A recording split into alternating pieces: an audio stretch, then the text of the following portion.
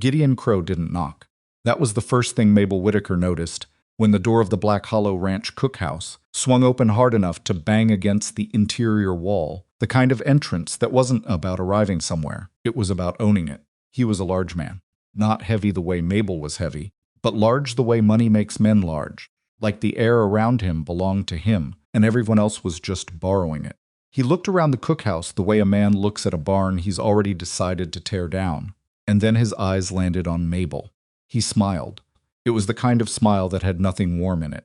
"You're the cook," he said. Not a question. Mabel set down the iron ladle she'd been holding and looked at him straight. "I am." He looked her up and down slow, deliberate, the way men do when they want you to feel it. And then he made a sound in the back of his throat, something between a laugh and a dismissal. "Figures," he said. He crossed to the small window over the prep table, glanced out at the ridge to the west, and then turned back. "You tell Rowan Hale that Gideon Crow came by. Tell him the offer expires Friday. After that, he's on his own." He started for the door, then stopped. He didn't look at her when he spoke again. "And sweetheart, you might want to think about whose side of this you want to be on. Cooks are easy to replace."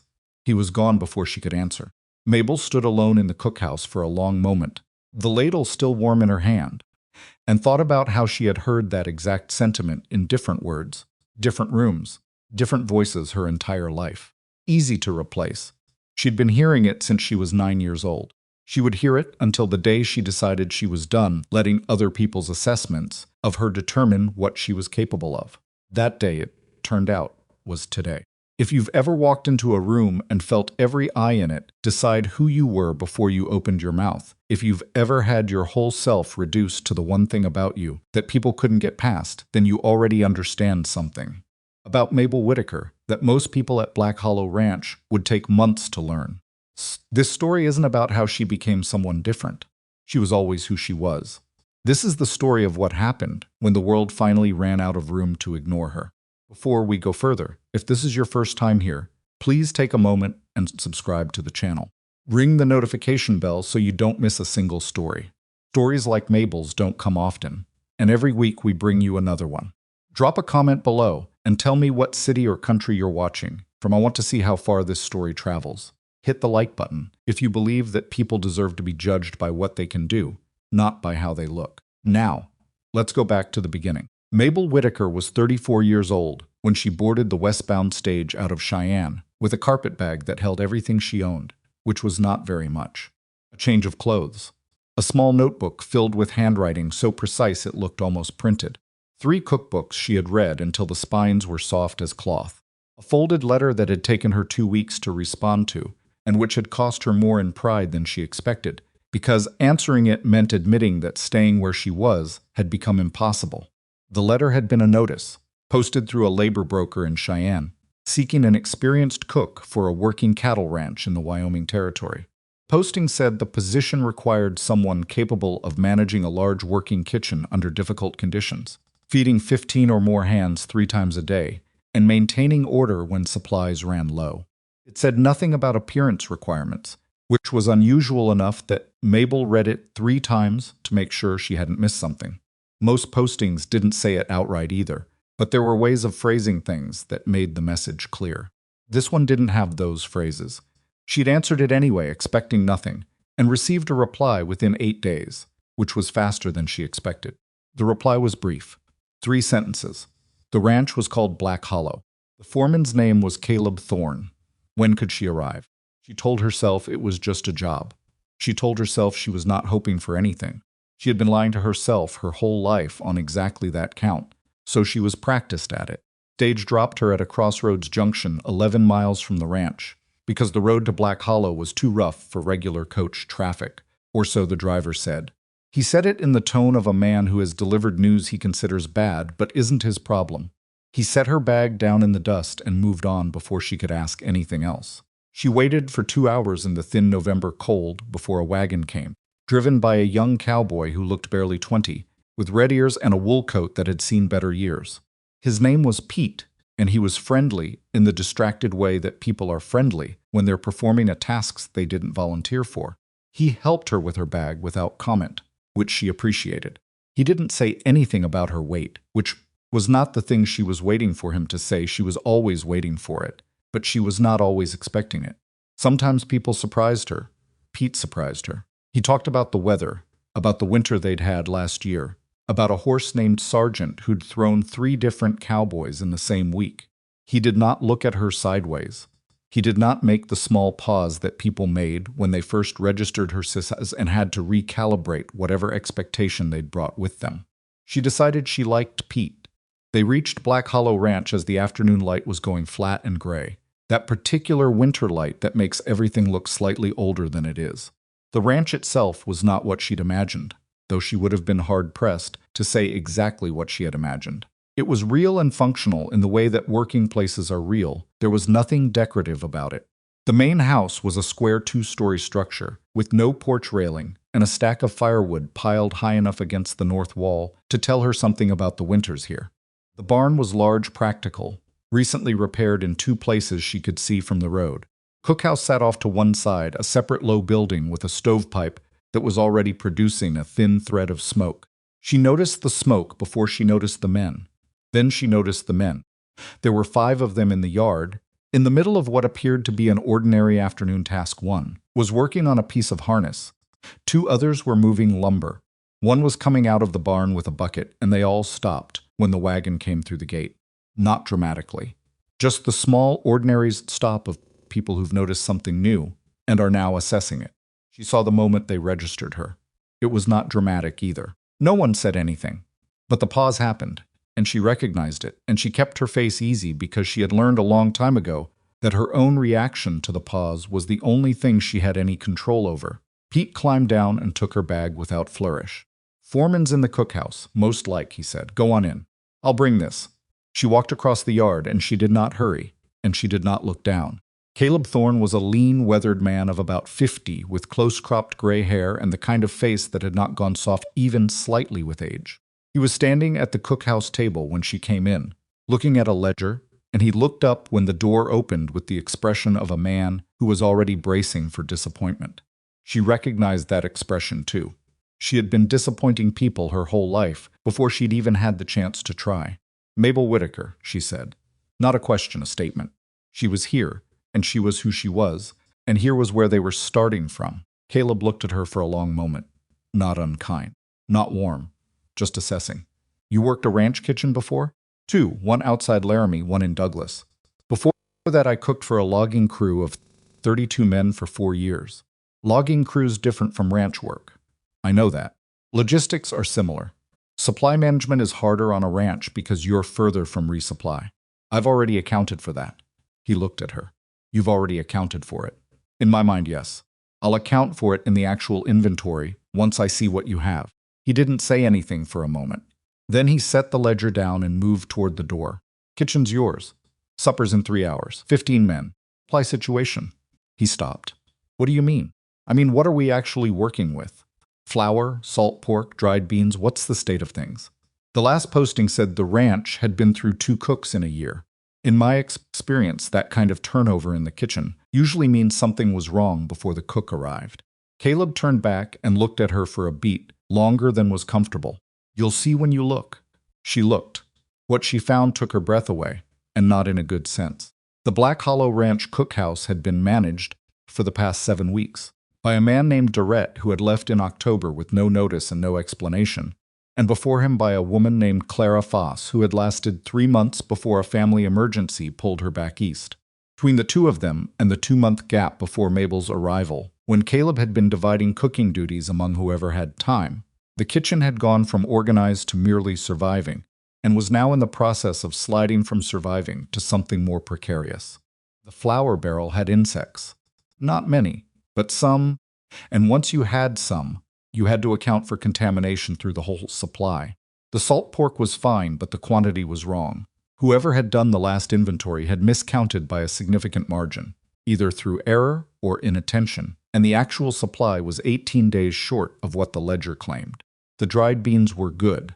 The coffee was better than she expected. The root vegetables, stored in the cold cellar beneath the cookhouse, were mixed some sound, some going soft, and the ones going soft needed to be used immediately, or they'd take the sound ones with them. She stood in the cellar for 5 minutes with a lantern, making notes in her small notebook, adding columns of figures and margins, calculating. When she came up, Pete was leaning in the doorway watching her. Bad, he said. Manageable, she said, if we start tonight. Pete looked at her notebook. You figured all that already? Numbers don't take long when you know what you're looking for. She closed the notebook.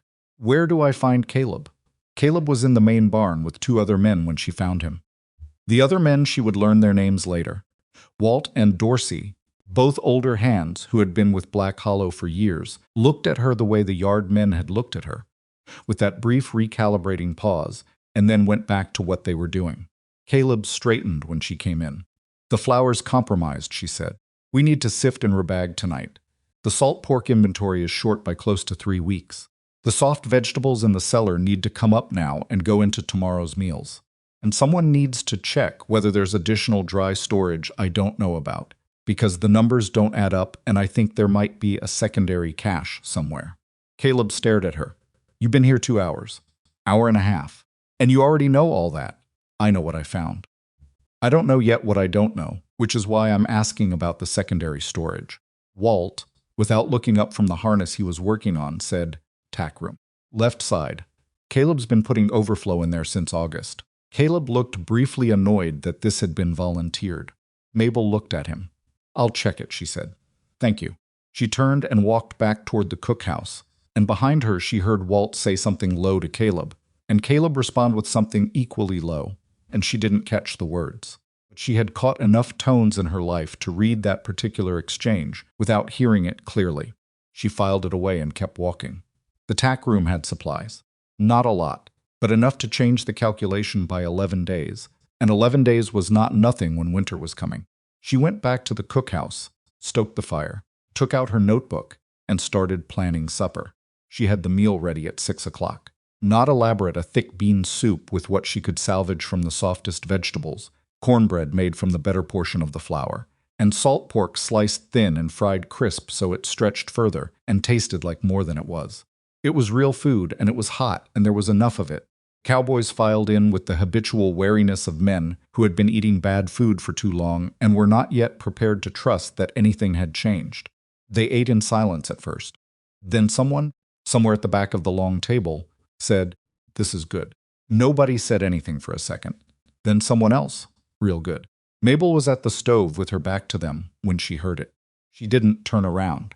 She stirred the remaining soup and said nothing, because she had learned that receiving a compliment from a room full of men who were surprised you could do your job required a certain strategic quiet, and what you wanted to avoid was any expression of gratitude so large that it invited the compliment giver to realize he had given it and decide he'd been too generous. She let it sit. She kept stirring. At the end of the table, a man she hadn't been introduced to yet was watching her with an expression that was different from the rest. He wasn't eating with the focused relief of men who've been poorly fed and are now well fed. He was eating slowly, watching the room, watching her. He was not old, not young, dark hair, worn working clothes, a stillness to him that wasn't laziness but something closer to patience, the kind of quiet that belongs to people who've learned to observe more than they speak. Mabel noticed him because he was the one person in the room who hadn't looked at her with either the recalibrating pause or the recovering from surprise expression. He'd looked at her the way she wished most people looked at her, like a person in a room, no more and no less surprising than anyone else. She didn't know his name yet. She would learn it in the morning.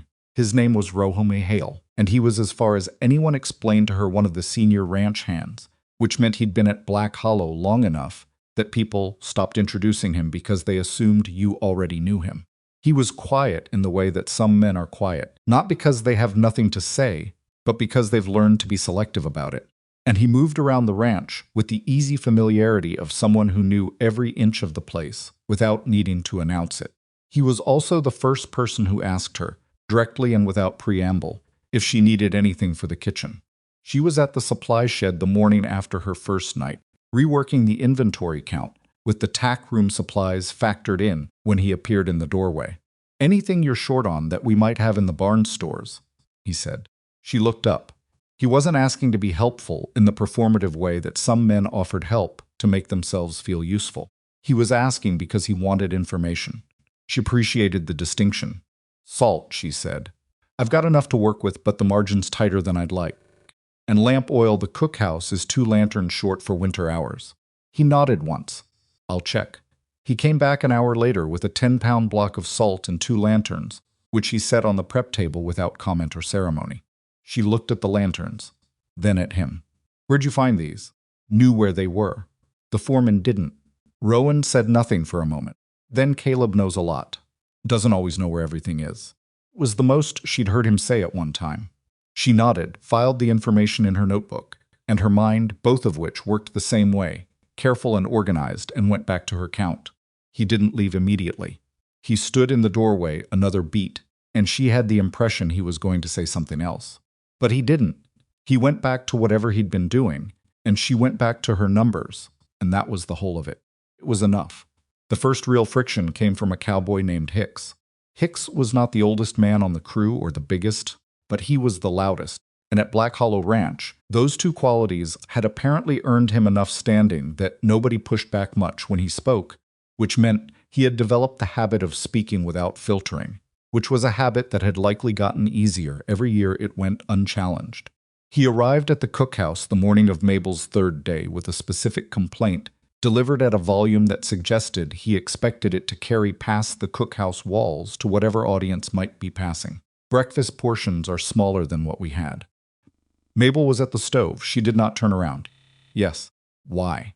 Because the supply situation doesn't support previous portion sizes through to the next resupply. I've recalculated the daily allocations to get us through to Friday without running short. Silence. Then, so you're cutting our food. I'm extending what we have so everyone gets fed through Friday instead of running out Tuesday. Who said we'd run out Tuesday? I did. She turned around now because this conversation required eye contact. Hicks was a broad man, reddish in the face, with the expression of someone who had just heard something that contradicted his instincts, and was deciding whether to believe his instincts or the thing he'd just heard. The inventory before my arrival was miscounted by a significant margin. I've corrected the count.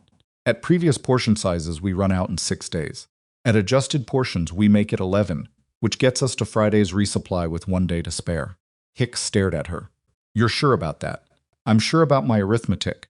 The room there were 4 other cowboys at the table was very quiet. Mabel held Hicks's gaze and waited. He made the same sound in the back of his throat that Gideon Crow would make weeks later. That particular sound of a man deciding whether to double down or walk it back. Hicks chose to walk it back, but not cleanly. He pushed back from the table, said something under his breath that she didn't ask him to repeat, and went out. The room breathed again. Pete, at the near end of the table, looked at his plate and then back up at her, and there was something in his expression that was more than just the relief of not being involved in the confrontation. It was closer to recognition. He had the look of someone who had just watched something he was glad to have seen, but wasn't sure yet what to do with. Mabel turned back to the stove. Eat while it's hot, she said. Confrontation with Hicks was the first, but it set the shape of what followed.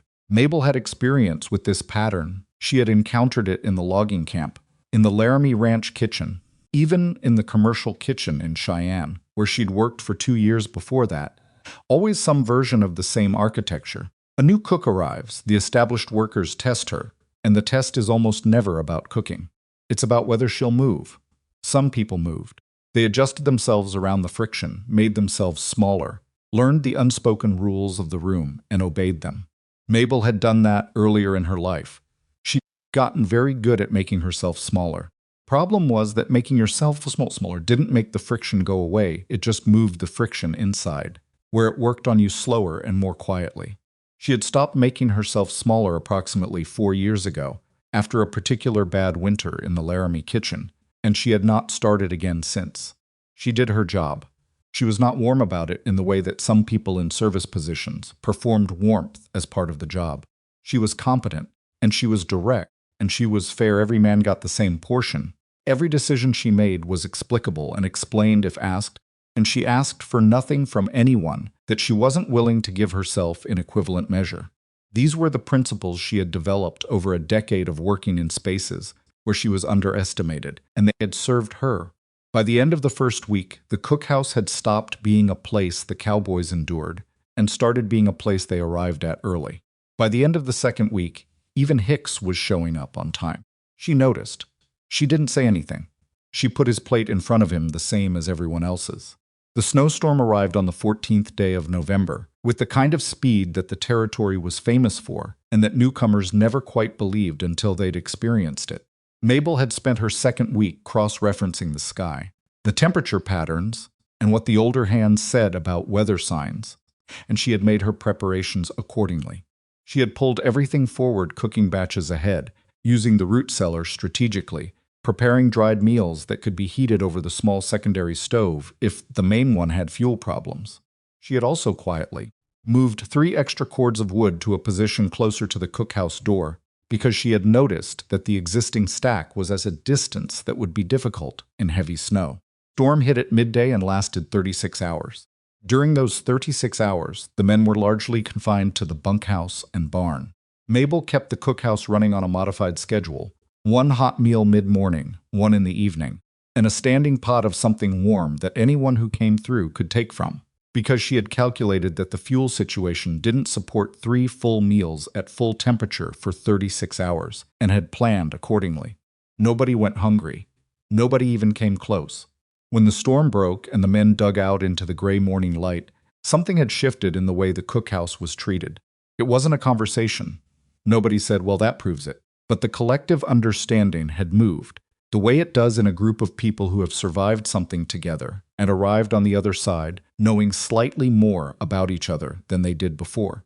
Walt, who had been the one to tell her about the tack room, came and found her 2 days after the storm. "You prepped for that," he said. Not a question. Yeah. 3 days before it hit. About that. He looked at her the way older men sometimes look when they've revised an estimate and are deciding how to account for the revision. "Who taught you weather reading?" "Nobody," she said. "I read a lot, and I ask questions when I can." He nodded slowly. "Huh," he said, which from Walt was apparently equivalent to a longer statement from someone else. He went back to whatever he'd been doing. It was during the post-storm restocking trip to town that Mabel first heard the name Gideon Crow. She was not on the wagon. Caleb had taken 2 men to the junction for the resupply, and she had stayed to manage the kitchen, but Pete had been one of the men who went, and Pete talked when he had something to say, and when he came back he had something to say. Gideon Crow was a rancher, one of the largest in the county, some said the largest. He had arrived in the territory 5 years ago with capital and ambition, and the ability to make both of those things work together, in the way that was not uncommon for men of his type, men who came west, not to build something new but to acquire what other people had already built, because acquisition was faster than building, and he was a man in a hurry. He had bought 4 ranches in 5 years. Not because the ranches failed, Pete said, but because he made conditions difficult enough that failing became easier than fighting. "What conditions?" Mabel asked. Pete shrugged. "Water, mostly. He buys land that controls the water. Once you don't have reliable water access, you're done." Mabel filed this. "Does Black Hollow have a water access problem?" Pete looked at her. "Not yet," he said. She went back to her inventory book that evening and sat with what she knew for a long time, which was not very much just a name, a pattern, and a geography she didn't yet understand well enough. She would fix the geography part. She always fixed the things she could fix. It was Rowan who explained the Western Ridge to her. She found him in the barn on a quiet Sunday afternoon, working on a saddle with the focused, practiced attention of a man who was comfortable with his own company, and she sat down on a hay bale without ceremony and asked him about the land. He looked at her briefly, not surprised, just registering that she'd arrived. "What do you want to know?" "The ridge to the west. Pete says the water runs through there. Is that right?" "Most of it. The main creek comes down off the ridge and splits below the north pasture. One branch runs through our grazing land. Other one cuts east toward the Crow holdings." "The split, where does it happen?" He told her. Pulled a piece of straw from the bale beside him, not exactly to draw with, but somehow using it to gesture with while he explained, and she listened with the concentrated attention she gave to everything she needed to understand, asking questions at the places where her picture went incomplete. He answered each question without impatience, without the faint condescension that some men applied to explaining land or cattle or anything they considered technical to a woman, or particularly to her. He answered like she was a person who had asked a sensible question and deserved a useful answer. By the end of 20 minutes, she had a clear enough picture to understand what Pete had meant when he said not yet. If someone owned the land above the split, she said slowly, they could control both branches. Rowan was quiet for a moment. "Yes," Does Gideon Crow own that land? Another beat. Not yet. He said it the same way Pete had, with the same flat weight. She looked at him. Is that what the offer is? She said. The one Caleb mentioned he's been making. Rowan set the straw down and picked up the saddle tool again. His face didn't change exactly, but something in his posture did. Some slight adjustment she couldn't quite read. That's part of it, he said. She wanted to ask more. She recognized from his posture and from something in his voice that there were things he wasn't saying, and she was good enough at reading people to know the difference between someone who didn't have more to say and someone who had chosen not to say it. But she also recognized that pushing on a closed door rarely opened it faster, and she had built what she needed to build from this conversation. Stood up. Thank you, she said. He nodded once, already back to the saddle. She walked back to the cookhouse through the cold afternoon air and opened her notebook to a blank page and started writing down everything she'd just learned. Gideon Crow arrived at Black Hollow Ranch on a Tuesday morning in late November, driving a good horse and accompanied by a man in a town coat who looked like a lawyer, which was what he was. Mabel watched from the cookhouse window as they tied up at the post and went to the main house, where Caleb met them at the door. Couldn't hear what was said. She went back to her work. An hour later, Caleb came to the cookhouse with the look of a man carrying something he hadn't asked to carry. He sat down at the corner of the prep table and looked at the wall for a moment before he spoke. Crow's made a formal offer, he said, for the western parcel, the land above the ridge. Mabel kept working. What's the offer? Good money. Better than what it would sell for in the regular market, because he needs it specifically. Caleb looked at her, because it's good land. She said nothing to that. She portioned out the evening's cornbread batter and waited. Caleb rubbed the back of his neck. The crew's nervous. Winter like the last one. Another one coming. Supplies tight, the money would help. It would help for one season, she said. Then you'd have the water problem. You don't know that. I know what the land above the split can do. She looked up. Have you talked to Rowan? Something moved across Caleb's face. A flicker she didn't quite catch. Rowan's just a hand. She held his gaze for a moment. Then she went back to the batter. All right. Caleb left without saying what they were going to do, which meant he hadn't decided. She finished the cornbread, stoked the fire, and then sat down with her notebook and began, very carefully, to write down everything she knew about Black Hollow Ranch's land, water, and the specific geography of what Gideon Crow was trying to buy. She wrote for 2 hours. By the time supper was ready, she had a clearer picture of the threat than she suspected anyone else on the ranch had yet assembled. Picture was not complete. There were gaps.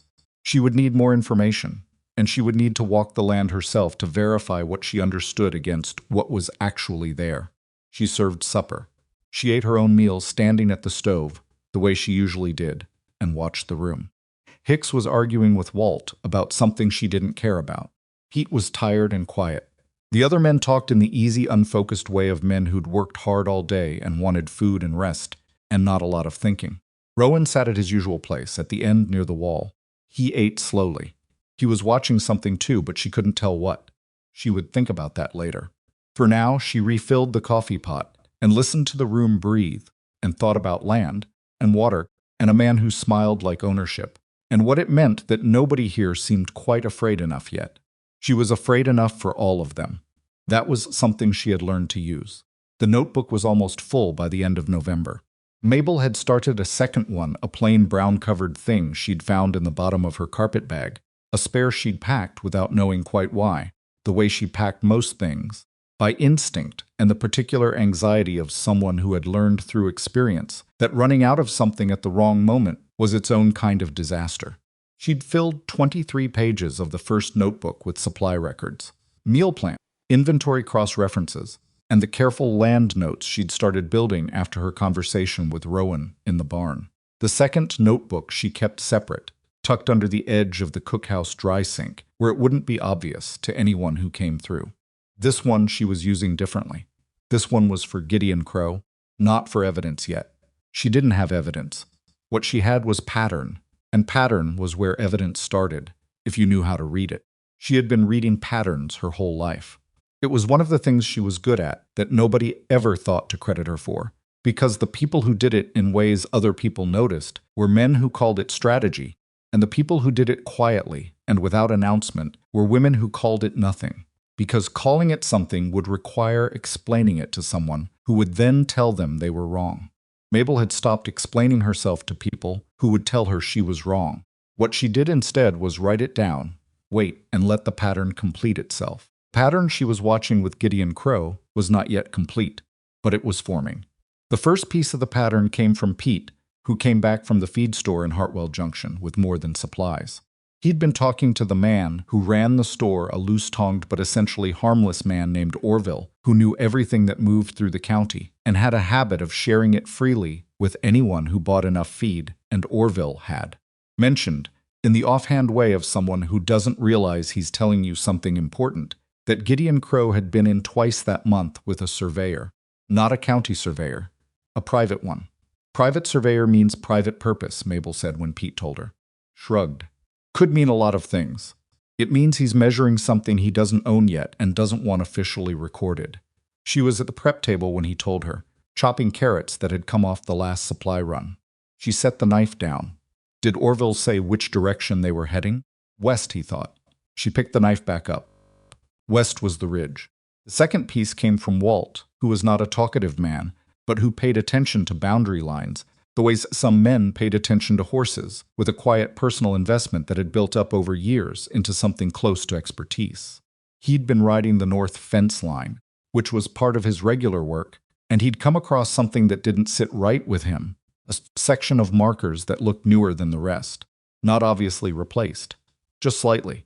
The posts had that just sunk look, where the dirt around the base hasn't fully settled. He mentioned it to Caleb. Caleb looked at the markers and said they were probably just replaced after the summer, which was a reasonable explanation. Walt had nodded and gone back to his work, but something in him didn't close the door on it, and a week later he mentioned it to Mabel when he came in for his evening coffee. She asked him exactly where on the fence line. He told her. She drew it in her second notebook, cross-referenced it against what she knew of the land from her conversation with Rowan, and sat with it for a long time. The markers were in a section that put them approximately 30 feet closer to the creek junction than the previous boundary had stood. 30 feet was not much on open land. 30 feet at a water junction was a different matter entirely. She didn't say this to Walt. She asked him if he still remembered exactly where the old markers had been, and he said he thought so. He had that kind of practical spatial memory for boundary lines that came from years of riding them. She asked him to write it down or draw it if he was comfortable doing so, and he looked at her with the expression of a man who wasn't sure what she was doing with the information, but had decided she was probably doing something sensible with it. He drew it on a piece of paper that evening and slid it across the prep table to her without comment. She said thank you. He said it was nothing, got his coffee, and went back to the bunkhouse. She folded the paper into her second notebook and sat in the quiet of the cookhouse with the lantern burning low and thought about 30 feet and water rights and what a private surveyor and a pair of moved boundary markers meant when you put them next to each other. The crew meeting about Crow's offer happened on a cold Thursday evening in early December, called by Caleb in the bunkhouse with all 15 men present. Mabel was not invited. She was, after all, the cook. Found out about it from Pete, who came to the cookhouse afterward with the look of a man who has witnessed something uncomfortable and needs to metabolize it by talking about it. Crow had sent a formal written offer that morning.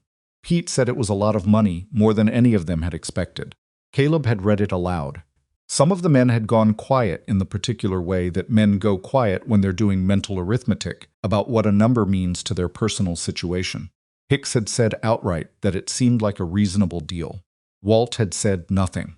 A couple of the younger hands had looked at each other in a way that meant they were thinking about the number more than the consequence. What did Rowan say? Mabel asked. Pete paused. He wasn't there. She looked up from the stockpot she was stirring. He wasn't at the meeting. Caleb didn't. Pete stopped. I don't know if he was told. I thought it was strange, too. She kept stirring for a moment, thinking. Then what did Caleb decide? Nothing yet. He said he wanted everyone to have time to think. But Pete leaned against the doorframe, dropping his voice like the bunkhouse was somehow nearby. Some of the men are talking like it's already done, like they just need Caleb to say it. She turned the heat down on the pot and set the spoon aside. Thank you for telling me. Pete looked at her with the expression she had started to recognize from him, the one where he wanted to say something and was deciding whether she'd think less of him for it. Are you going to do something? I'm going to think, she said. First, What she needed to think with was more information than she had, and the information she needed was on the ridge. She had not yet walked the western ridge. She had studied it from what she could see from the cookhouse window and from the north pasture fence line, and she had built her understanding of the water geography from Rowan's explanation and from what she could piece together from the county land records that Caleb kept in a drawer in the main house, which she had looked at once, when he'd sent her to find a document he needed, and she had taken a few extra minutes to read more than she'd been sent for, which was a habit she had and didn't apologize for. But reading about land and standing on it were different things. She knew this. She had learned it in the logging camps, where the men who made decisions about water and terrain from maps alone were consistently less accurate than the men who got their boots dirty. She wasn't comfortable on horseback.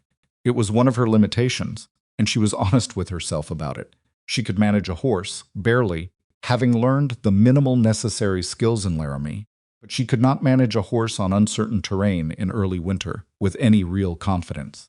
What she could do was walk. So she walked. She told no one where she was going. She put on her heaviest coat, laced her boots tight, took her notebook, and went out the back of the cookhouse on a Sunday afternoon when the sky was flat and pale and the temperature was cold but not dangerous. She'd timed it against the weather signs she'd been reading for 3 weeks. She had 3 hours of reasonable daylight. She walked the ridge. It was harder than she'd accounted for, and she accounted hard. The terrain was uneven in ways that reading it from a distance didn't prepare her for, and twice she had to stop and rest against a rock outcropping and breathe through the effort before continuing. Her coat was warm enough, but her face wasn't covered, and the wind off the ridge was the particular cutting kind that came from a direction you couldn't quite angle away from. Kept moving. She found the creek junction in the second hour. It was exactly where Rowan had described it, a point where the water divided cleanly around a low shelf of rock and went 2 directions, one branch curving north through the Black Hollow grazing land, the other angling east toward the county road and whatever lay beyond it. She stood at the junction and looked at both branches, and then looked at the land rising above the shelf of rock, the land that controlled both of them. She looked at it for a long time. Then she took out her notebook and drew what she saw, as accurately as she could, and noted the position of the existing boundary markers she could find in the vicinity, cross-referencing them against Walt's drawing from memory. They didn't match. Not by a little. By enough. She stood in the cold at the creek junction and felt something settle in her chest, not anger. Exactly. More like the particular clarity that comes when a thing you suspected turns out to be confirmed, and you have to decide what to do with the knowledge. She took her time. She made her notes thorough. She marked 2 markers, specifically the ones that looked newer, the ones that matched what Walt had noticed on the fence line, and noted their position relative to the junction. Then she walked back.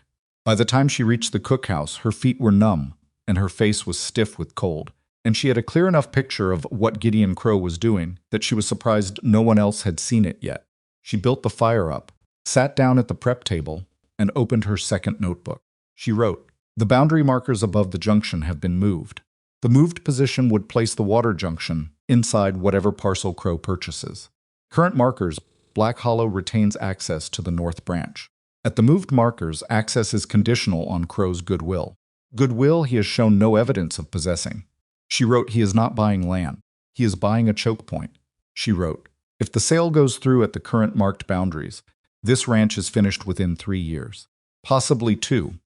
She closed the notebook and sat for a moment, and then she got up and started supper, because it was nearly time, and the men would be hungry. And whatever else was happening, the men needed to eat. She went to find Rowan the following morning. He was at the far end of the barn, forking hay, and he didn't stop when she came in, but the quality of his attention shifted in that way. She'd learned to read from him a slight adjustment, an awareness that told her he registered she was there. "Caleb tell you about the meeting?" she asked. "Rowan kept working for a beat. I heard about it after." "Why weren't you there?" He set the fork down then, turned and looked at her. His expression was the careful, neutral one she'd seen him use when he was managing something internally that he didn't intend to show. "I wasn't told in time, by accident or by design." He looked at her for a moment, and she returned it, and they held the silence the way 2 people hold it when they both know something and are deciding how directly to speak. "I'm not sure," he said. That was, she thought, more honest than most people would have been. "I walked the ridge yesterday," she said. Something moved behind his eyes. Not surprise, exactly. More like a recalibration. You walked it. Yes, the whole thing. To the junction and back. He was quiet for a moment. Alone, don't need company to walk. He looked at her with an expression she couldn't fully categorize, something that wasn't quite admiration and wasn't quite concern, but had elements of both, and she decided she didn't need to categorize it. What did you find? She told him. She told him about the markers, about the position relative to the junction, about the discrepancy between the current markers and what Walt's memory suggested. She showed him the drawing in her notebook. She told him about Pete's information from Orville at the feed store, the private surveyor, heading west. She told him what she'd written the night before, the summary of what she understood Crow to be doing. He listened without interrupting. He looked at her notebook when she showed it to him. He asked one question about the precise position of the second marker, and she told him what she could, acknowledging where her measurement was approximate. When she was done, he was quiet for a while. You put all of this together in 2 weeks, he said. 3. I started the day Pete mentioned Crow's name. He looked at the notebook again, and then back at her. Caleb doesn't know any of this. I don't know what Caleb knows, she said. I know he's being shown a number and being told it's a reasonable offer, and I suspect nobody who's telling him that has stood at the junction and looked at what the boundary position actually means for the water. Rowan rubbed the side of his jaw, with one hand, a gesture she'd seen from him before, always when he was working through something complicated. What do you want to do with it? He said. I want to show Caleb. Caleb doesn't always, he stopped. Doesn't always what? He looked away briefly, then back. He respects practical things. Supply numbers, what you demonstrated with the storm preparation. Land boundaries are more abstract? Political, Rowan said. He doesn't like being in the middle of things. And if he thinks this puts him in the middle of a dispute between a powerful man and a cook, he's going to find reasons to doubt the cook. She heard that. She thought about it for a moment. Then I need more than the notebook. Yes. What would make it harder to dismiss? Rowan thought. If the original survey record showed what the boundary was, if you could compare those records to what's currently marked on the ground. Where are the original survey records? A pause. The county clerk. Hartwell Junction. When's the next supply run? Saturday. Closed the notebook. I'll go on Saturday. He looked at her. Caleb won't see the point of sending you. I'm not asking Caleb to send me. I'm asking Pete to let me ride along. Rowan held her gaze for a moment. Then the corner of his mouth moved, just slightly, not quite a smile, but the shape that something tries to take before it decides not to commit. All right, he said. She tucked the notebook under her arm and went back to the cookhouse to start breakfast. Saturday came with gray skies and a dry cold that was easier than the cutting wind of the ridge. Pete let her climb onto the wagon bench, without making it a thing which she appreciated. They talked about practical matters on the road, the supply list, the state of the north pasture fence, a horse called Birch that Pete thought was going lame on the left foreleg and wanted a second opinion on. She gave him her opinion on the horse, which was worth nothing medically, but which she'd formed from listening to enough ranch conversations to have absorbed more than people assumed she had. He seemed to find it useful. At Hartwell Junction, she went with Pete to the feed store while he started loading supplies, then excused herself and crossed to the county clerk's office, which was a small wooden building wedged between the post office and a saddle shop, with a handwritten sign on the door that had been weathered to near illegibility. The county clerk was a man named Fielding, who was neither friendly nor unfriendly, but gave off the smell of a person who had been doing the same job for a long time and found most requests for his assistance to be somewhere on the spectrum between boring and mildly irritating. She told him what she needed: original survey records for the Black Hollow Ranch parcel, specifically the western boundary. He looked at her over his glasses, in the way that some people look at a request before deciding whether the requester deserves to have it fulfilled. She looked back at him calmly and waited. He got the records. They were filed in a leather folder that had seen better decades, and the survey plat inside was hand-drawn in the precise technical style of surveyors who took pride in their accuracy. She studied it for 15 minutes at the clerk's counter, while Fielding worked at his own desk with the pointedly indifferent manner of a man who was pretending not to watch what she was doing. She found the western boundary markers. She found their plotted positions relative to the creek junction, compared those positions against what she had noted in her notebook on the ridge. The discrepancy was not dramatic. It was measured in feet, not in dramatic distances.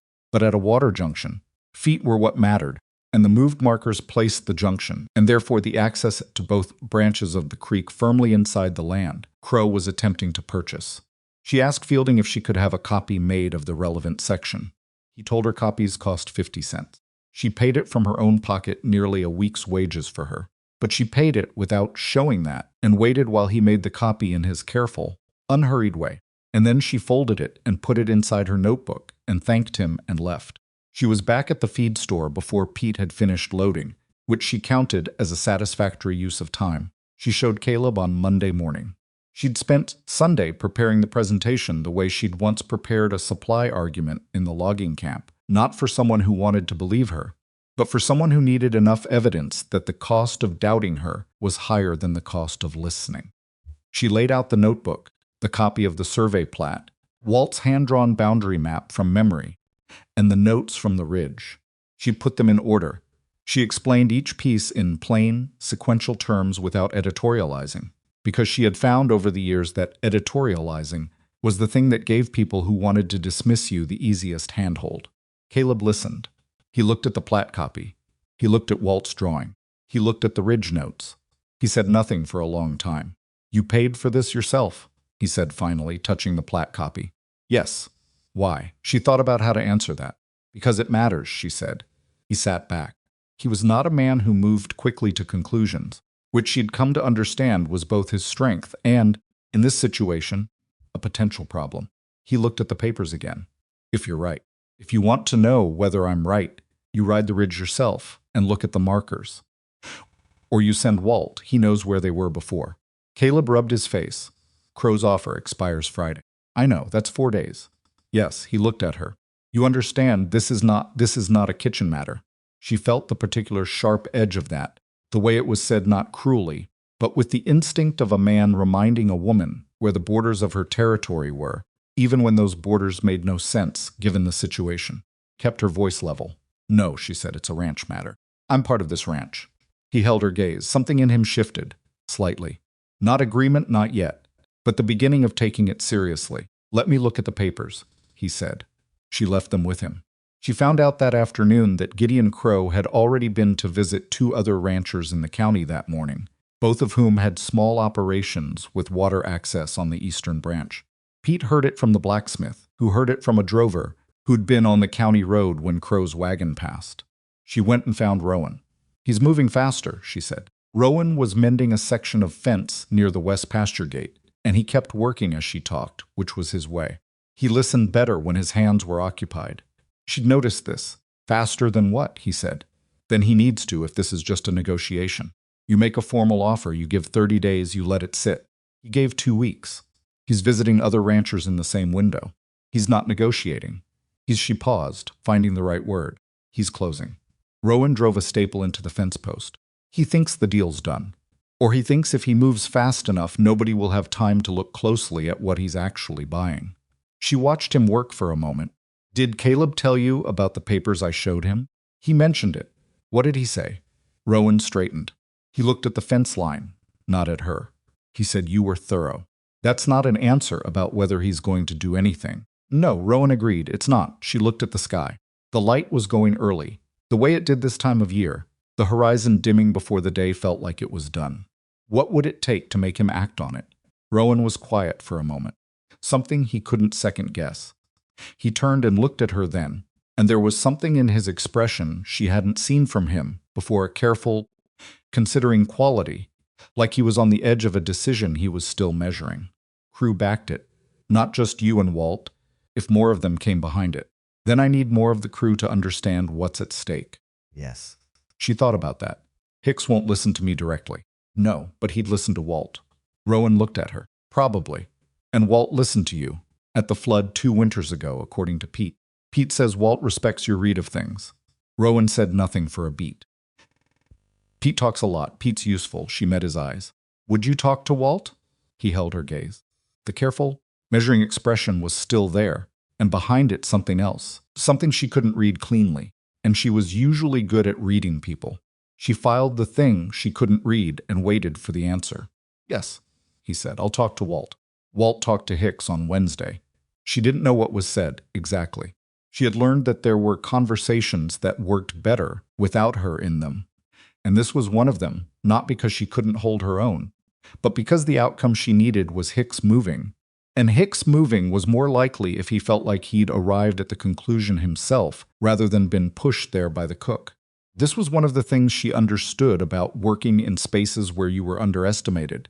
The result mattered more than the credit, and the result required understanding who could deliver it most efficiently in each particular room. What she knew was that Hicks came to the cookhouse Wednesday evening after supper, alone, when most of the other men had gone back to the bunkhouse. He sat down at the end of the prep table with his coffee and looked at his hands for a moment. "Walt showed me your papers," he said. She was washing up. She kept washing. "All right. The plat copy. The boundary thing." "Yes." Hicks was quiet for a moment. He had the look of a man who had revised something and was annoyed at himself for not having seen it sooner, which she recognized as one of the more uncomfortable human experiences. "That's real bad," he said finally, "if it holds up." "It holds up," she said. "The original survey is recorded. Anyone can look at it." Crow was betting nobody would bother. He bet right, up to now. She didn't say anything to that. She finished the washing and dried her hands. "I've been here 7 years," Hicks said. "Not aggressive now. Just stating a fact. I don't want to watch this place get cut off from its water because nobody paid attention. Then tell Caleb you want him to hold the offer." Hicks looked up at her. He had the expression of a man who had spent years reading other people as the variable in any situation and was recalibrating what variable she was. "He'll want to know what the alternative is. You can't just say no to Crow without a plan." "I know," she folded the dish towel. "I have the start of one. I need a few more days." He looked at her for another moment. Then he finished his coffee and stood up. "I'll talk to Caleb in the morning," he said. "Don't make me look stupid for backing you." "I don't intend to," she said. He left. She stood in the quiet cookhouse and let out a slow breath, and then she opened her second notebook and turned to the next blank page and started writing. What she was building was not complicated, but it required care, because the thing she understood about situations like this was that the response to a man like Gideon Crow could not be purely defensive. Crow was a man who had made a career of being the one who moved first and moved fast, and the instinct of most people around him was to react to scramble in response to what he'd already done. That scrambling was what he counted on. People who were scrambling made mistakes. People who were scrambling didn't have time to think clearly. She had been thinking clearly for 3 weeks.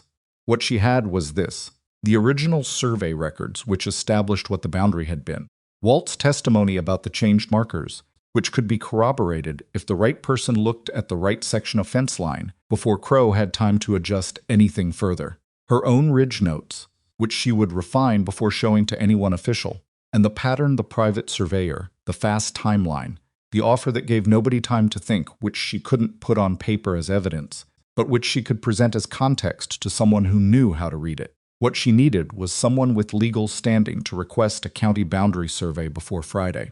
She needed that to happen in the next 2 days. She needed Caleb to want that to happen, and she needed Rowan on her side when she made the case for it. She was confident about Rowan. She was less confident about Caleb. She was least confident about something else entirely, something she had been pushing to the edge of her attention for 2 weeks, because she didn't have room for it yet, and she knew it. The thing she couldn't fully account for was Rowan himself. She had spent enough time watching him. She was good at watching people. Always had been. It was the thing that happened when you'd spent most of your life in rooms where nobody watched you back to know that there was something at Black Hollow Ranch that wasn't adding up about him.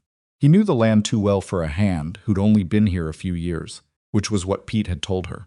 He spoke about the ranch's future with the particular weight of someone who had a stake in it that was personal rather than professional. He had appeared in the barn on her first morning with lanterns, having known exactly where they were, and no one had asked him to look. He was something more than what he said he was. She didn't know what yet, but she was beginning to have a theory. She wrote it in the second notebook, the very last line, before she closed it that Wednesday night, because she needed to have it somewhere outside her own head before it started taking up too much room. She wrote, "I think Rowan Hale owns this ranch." She closed the notebook. She looked at the lantern flame for a moment. Then she went to bed, because tomorrow was going to be a long day, and she had learned over 34 years that whatever you were facing, you faced it better with sleep than without. She was right about Thursday being a long day. She was wrong about how it would be long. She had planned for a difficult conversation with Caleb. She had planned for pushback, for the particular exhausting work of making a man in authority understand something he didn't want to understand, because understanding it would require action, and action was always harder than inaction, especially when the inaction had the shape of a reasonable offer, and the number attached to it was good. She had her notes ready. She had the plat copy. She had thought through the argument from 3 different angles, trying to anticipate where each angle might fail and what she would do when it did. What she had not planned for was Gideon Crow arriving at Black Hollow Ranch at 7 in the morning, before breakfast was fully on the table, with the lawyer and 2 additional men she hadn't seen before. Larger men, quieter, with the particular stillness of men who were there to be present rather than to speak. She heard the horses from the cookhouse. She looked out the window and saw the 4 of them coming through the gate, and something's in her chest went very still. He wasn't waiting for Friday. She kept the breakfast going because the men needed to eat, and because stopping it would have been visible, and she had learned that visible panic in a kitchen, like visible panic anywhere, was contagious and expensive. She plated the food and sent Pete to ring the bell and watched from the window as Crow and his party went to the main house and Caleb met them at the door. She could read body language at a distance. She'd had to learn it, working in rooms where people said one thing with their mouths and another with their posture, and she'd had years of practice. What she read now was Caleb standing in his own doorway with his arms at his sides and his weight slightly back, not hostile, not welcoming, uncertain, and Crow standing with his weight forward, his lawyer beside him, with a leather case, the 2 larger men just behind. Forward weight meant he expected to come in. She turned away from the window and started plating the remaining food. The men filed in for breakfast with the usual noise and chair scraping and complaints about the cold, and she put food in front of them and said nothing, and Hicks came in last and looked at her with a question in his face. She met his eyes and gave a small movement of her head toward the main house window, visible from his seat. And he looked, and she watched his jaw tighten when he saw Crow's horses tied at the post. He looked back at her. She kept her face even. He took his plate. Caleb came to the cookhouse 40 minutes later, after the men had gone back to their work, and she was alone with the washing up. Came in and closed the door behind him, which he didn't usually do, and stood at the end of the prep table, turned to look at him. He looked like a man who had been handed something heavy, without warning, and was still deciding whether he could carry it. Crow's moved the offer up, he said. He wants an answer today. Why today? Says he's got another property he's looking at. Says if we can't decide, he'll take his money there. She dried her hands. That's a pressure tactic. I know it's a pressure tactic. His voice had an edge to it now, not at her, she thought, but at the situation, and she was the nearest available surface. It's also a real offer, Mabel. And the crew is nervous about winter. About the cattle prices. About 3 things that are actual problems right now. The water is a more actual problem in 2 years. In 2 years, maybe things are different. In 2 years, maybe they're worse, and you also don't have water. She set the towel down. Caleb, what I showed you on Monday, did you look at it again? He was quiet for a beat that was too long. I looked at it. And I'm not a surveyor. I'm not a lawyer. I can't say for certain that those markers are wrong. You could request a county survey before you give him an answer. He wants an answer today. Then tell him you need a county survey first. The boundary is what he says it is. The survey proves it, and you can proceed. If it isn't, you know before you sign anything. Caleb looked at her. He had the expression of a man who knew the argument was sound and was looking for the thing wrong with it anyway, because if the argument was sound, it meant he had to use it, and using it meant standing in front of Gideon Crow and refusing him something. He won't like it, Caleb said. No, she agreed, he won't. The silence stretched between them. She could hear the barn sounds through the cookhouse walls, horses moving, a door somewhere. Ordinary morning sounds. She waited. I'll talk to him, Caleb said finally. It was not enthusiastic. It was the sound of a man who had decided the least bad option was still bad. Turned toward the door. Caleb. He stopped. She said carefully, Rowan should be in that conversation. Caleb went still, just for a moment. Then he went out. She stood in the cookhouse and looked at the closed door and thought about that moment of stillness, what it meant, what Caleb knew that she was still theorizing about. She found out within the hour, not from Caleb. From the main house itself, because Crow's voice carried in the cold morning air when he was angry, and he was angry by 9 o'clock. She was in the yard, pretending to check the wood supply, which did need checking, but which she was also checking from a position that happened to be 20 feet from the main house window, when she heard him say, loud enough to be clear through the glass, "You bring a ranch hand into a business negotiation and expect me to take you seriously?" Then a lower voice, not Caleb, too controlled. "Rowan." Then Crow again, "I don't conduct my business with hired help." Pause. Rowan's voice again, still too low to catch the words, but the tone was different now from anything she'd heard from him before. It was firm in a way that was not defensive. It was the tone of someone who wasn't concerned about being believed because they didn't need to be. Then a silence that lasted long enough to be significant. Then Crow's lawyer, a different voice, higher and more careful. "Mr. Hale, I don't think you understand the terms of..." And then Rowan's voice finally loud enough to carry, "I understand the terms. I wrote the deed." The yard went quiet. Even the horses seemed to settle. Mabel stood by the woodpile with her hand on a piece of firewood she'd already counted twice and thought, there it is. She didn't go inside. It wasn't her place to go inside. Not yet, and she knew better than to push into a room where things were still moving before they'd settled. She stacked 3 pieces of wood she didn't need to stack and went back to the cookhouse and put a pot of coffee on and sat down with her second notebook. She opened it to the last line she'd written. "I think Rowan Hale owns this ranch." She looked at it for a moment. Then she turned the page and started writing what she now understood. He was the owner. He had been the owner, presumably, the whole time, which explained the too thorough knowledge of the land, the willingness to source supplies that Caleb didn't know about, the particular personal weight with which he talked about the ranch's future. It explained why Caleb's mention of Rowan as just a hand had produced that brief flicker of something she'd read as complicated. It explained the meeting he hadn't been told about. What it didn't explain was why. Why would a man who owned a ranch present himself as a hand on his own property? Why would he let Caleb run the operations as though Caleb had the authority? Why would he let a decision like Crow's offer get as far as a crew meeting without stopping it earlier? She thought about this for a while. She thought about the kind of man who watched more than he spoke. She thought about someone who chose to understand a place from inside it rather than from above it. She thought about the way he'd answered her questions about the land, not with the impatience of a man being interrogated by someone he outranked, with the directness of a man who was genuinely interested in what she was going to do with the information. She didn't have the full answer, but she had the shape of it. Pete knocked on the cookhouse door at 9:15. His face was doing something complicated. He said. "Not a question." "I had a theory," she said. "It was confirmed this morning." Came in and sat down heavily. "He's the owner. He's owned it since his uncle died 4 years ago. He doesn't. He told me once he doesn't like being managed around. Doesn't like people treating him different because of the deed. So Pete gestured vaguely. Didn't mention it. Caleb knows. Caleb's always known. It's an arrangement they made. Caleb runs the day-to-day. Rowan does the work beside everyone else. Big decisions go through both of them." Pete paused. "Except Crow's offer, apparently." "Crow's offer went to Caleb first," Mabel said. "I think Caleb wanted to handle it. Caleb could use the money. He's got family obligations."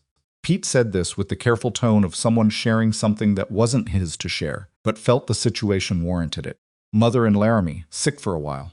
It's expensive." She absorbed this. She didn't say anything about it, but she put it somewhere useful, the way she put most things. "What's happening in there now?" she said. "Crow's still pushing. Rowan told him he wants a county survey before any answer. Crow's lawyer's trying to argue that the current markers are legally sufficient. Rowan's not moving." Pete looked at his hands. "Crow's really angry, Mabel. Like the kind of angry where you can tell he didn't plan for this.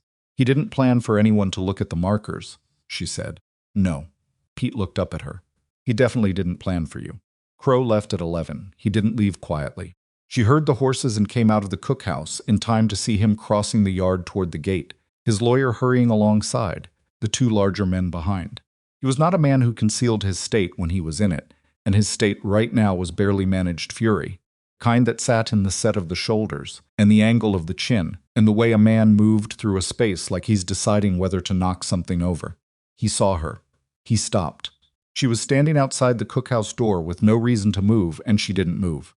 He looked at her the way he'd looked at her that first day, the long, deliberate assessment, the practiced diminishment, except this time, it didn't have the same quality of lazy contempt. This time it had something sharper. He'd revised his understanding of what she was, and the revision had made him angrier, not less. "Enjoy your winter, sweetheart," he said. "Things have a way of changing." She said nothing. He went through the gate. She went back inside and wrote down, word for word, what he'd said, the time he said it, and who had been within earshot. She dated the entry. She had the feeling she was going to need it. Rowan came to the cookhouse that afternoon. It was the first time he'd come to her there since the early days, and he came without a specific errand, which was itself a small shift. He sat down at the end of the prep table. He looked tired in a way she hadn't seen from him before, not physical tired, the other kind. "You knew," he said. Not accusing, just stating, "I had a theory." "Since when?" "Wednesday night. She was making bread, had been making it when he came in, and because stopping would have made the conversation into a larger thing than it needed to be. I wrote it in my notebook." He was quiet for a moment. "I should have told you earlier." "Maybe," she said. "But I understand why you didn't." He looked at her. "Do you? You wanted to be taken at what you actually did, not what you owned. That's not a strange thing to want." She worked the dough. "Most people want that. Most people don't have the option of getting it." He was quiet again, longer this time. She heard the dough on the board, the fire in the stove, the wind starting up outside. "Caleb told me about the papers you put together," he said. "The survey copy, Walt's drawing." "Yes, I would have missed it. Without you, I would have signed that deal and missed it."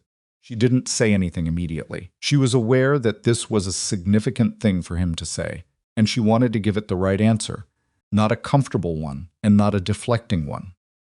"Someone would have caught it eventually," she said. "After," he said. "After it was done. When it was too late." He looked at his hands on the table, a gesture that reminded her of Hicks, two different men arriving at the same posture of accounting for themselves. "I've been managing this place for 4 years, and I almost let him walk off with the one thing that keeps it alive. You were handling 12 other things," she said. "That's what ranches are. 12 things at once, and one of them always turns out to be more important than you knew." He looked up at her. She met his eyes briefly, and then looked back at the dough, because the directness of the look had more in it than she was prepared to deal with at this exact moment, and she was a practical woman who knew when a feeling needed to wait until the more urgent problems were solved. "Crow isn't done," she said. "No," he said, "he's not. He's going to come back with a different approach. The legal one didn't give him the result he wanted, so he'll try something else." "What do you think he'll try?" She thought about what she'd assembled, what she knew of the pattern. "He'll attack the property's standing. Find a reason to challenge the deed, or the boundary records, or create a separate legal claim that forces you into a dispute you have to spend time and money resolving. He's done it before. Pete told me about the Hendricks place on the East Fork. That's what he did there." Rowan looked at her steadily. "You've been thinking about this for a while." "Since Wednesday night," she said again. He was quiet for a moment. "Then, what do we do?" She had been waiting for that question and had tried not to let herself anticipate how it would feel to be asked it. She had been working and thinking and preparing for weeks in the kitchen of this ranch, and this was the first time anyone had sat across from her and asked her what we should do. Not what she had found out, not what she had written in her notebook, not what the numbers said. What we should do. She kept her voice level. "We document everything we have in order with dates. We file for a formal county boundary survey before Crow can muddy the water with a competing claim. We make sure every irregular thing that happens on this ranch from now until that survey is completed is written down with specifics: who, what, when, where." She paused. "And we do it fast, because he told me himself this morning that things have a way of changing." Rowan looked at her. "He said that to you?" "Yes. In front of witnesses. Pete was at the barn door. I believe Walt was at the fence line." The corner of Rowan's mouth moved in that way it sometimes did. "You already noted it down. The moment I came inside." He looked at her for a beat longer than usual, and she kept working the dough and didn't look back. And then he stood up and said he was going to ride to Hartwell Junction, first thing in the morning, to file for the survey. And did she have anything she needed from the clerk's office while he was there? She said yes. She needed a certified copy of the survey plat. Not just the one she'd had made. A certified copy would carry more legal weight, and he said he'd get it. He went out. She shaped the bread and set it to rise and opened her second notebook and turned to a new page. There was a lot of work to do. The next 2 weeks moved with the particular quality of time that Mabel associated with the space between a decision and its consequences, days that felt both slow and fast, where the ordinary things continued and the larger thing built underneath them, like weather coming. She ran the kitchen. She fed 15 men 3 times a day. She managed the winter supplies with the precision she'd applied from the first day, and the margins were tighter now because December had come in hard. But she had planned for tight margins, and the planning held. These things were real and immediate and required her full attention during the hours she gave to them. But in the hours between the early mornings before the crew woke, the late evenings after the washing up was done, she worked on the other thing. She organized the documentation in the order a county official or a court would need to see it. Original survey records first. Then the discrepancy analysis with specific measurements. Then Walt's testimony written out in his own hand. She had sat with Walt for an afternoon and helped him put into sentences what he'd previously only drawn in a sketch. And he had done it with the laborious, careful penmanship of a man who wrote rarely and took it seriously. Then her own ridge notes, with dates. Then the entry about Crow's comment in the yard, with witness names. Then a chronology she'd built of Crow's land acquisitions in the county, cross-reference from what Orville at the feed store had told Pete, what she'd heard in town, and what she could piece together from the county records she'd reviewed at Fielding's office. The chronology was, in its way, the most damning piece. When you put it in order, which ranches, what the water situation was at each, how long between the offer and the acquisition, what happened to the ranches that held out a pattern, emerged that was not subtle. It was only invisible if you hadn't bothered to look at all of it at once. Most people, dealing with their own piece of a situation, didn't see the whole. She had a habit of seeing the whole. It was not always a comfortable thing to have. Crow's next move came on a Saturday, and it was not what she'd expected in its specifics, though the shape of it was familiar. A man arrived from the county land office, not Fielding. A younger man she hadn't seen before, with a formal notice claiming that the Black Hollow Ranch deed had an irregularity in its filing that required review. He was apologetic and bureaucratic in equal measure, the manner of someone delivering information they didn't generate and didn't particularly want to think about. Rowan took the notice without expression and thanked the man and waited until he'd ridden out before he came to find Mabel. She read the notice at the prep table. It was specific in the way that genuine filing irregularities rarely were too pointed, citing a particular clause in the original deed recording that, at surface, sounded legitimate. On its surface. This was filed this week, she said. After he left here? Yes. He moved fast. He has someone in the land office. Rowan said it flatly. The statement of a man who'd arrived at a conclusion he didn't enjoy but couldn't dismiss. Maybe Fielding himself. Maybe someone under him. She thought about Fielding, his indifferent manner, his watchfulness, while she'd been at his counter. She thought about the fact that Crow had been to the county land office with a private surveyor before any of this began. Maybe, she said carefully. Or maybe someone who owes him something. She set the notice down. Can the deed irregularity actually hold up? My attorney in Cheyenne says it's weak. It's a technical argument about the date of recording versus the date of filing. It can be challenged, but challenging it takes time. Time being what Crow is buying. Yes. While there's a legal question about the deed, the boundary survey request is complicated. County can cite the pending deed review as a reason to delay the survey. She looked at the notice again. Then she looked at Rowan. He didn't just plan this when he left here 2 weeks ago, she said. He had this ready before he came. Rowan went still. The deed challenge was already prepared, she said. He had the filing language drafted before his first visit.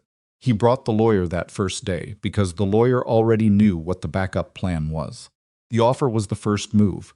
This was always the second move if the offer didn't work. The silence in the cookhouse had a specific quality. Expected us to say no, Rowan said slowly. Or he expected it was possible we'd say no. So he prepared for it. She folded the notice. This is not a man who improvises. This is a man who lays out a map of every road before he starts driving. She paused, which means there's probably a third move. Rowan looked at her. What do you think the third move is? She had been thinking about this since the moment she'd started reading the notice. Something on the ground, she said. Something physical. He's attacked the transaction. He's attacked the legal standing. The third thing will be something he can do to the actual property that creates a fact on the ground before anyone can stop it. She looked at the window, at the gray December sky outside, the boundary markers. Rowan understood immediately. She could see it in the way his posture changed. If the markers are moved further, if they're moved further and a crow-aligned surveyor documents the new position before the county survey happens, the moved position becomes the one on record. And with the deed challenge slowing things down, it creates a competing factual record, Rowan said. He said it quietly, the particular quiet of someone realizing the full dimensions of something. And then it's not a boundary dispute, it's a full legal contest between two recorded positions, which takes years and money, and probably ends with whoever has more of both winning. She looked at him. We need to watch the markers. Not just note them, watch them. Someone on the ridge, on rotation, every night until the survey is done. He looked at her steadily. That's cold work. Yes, she said. It is.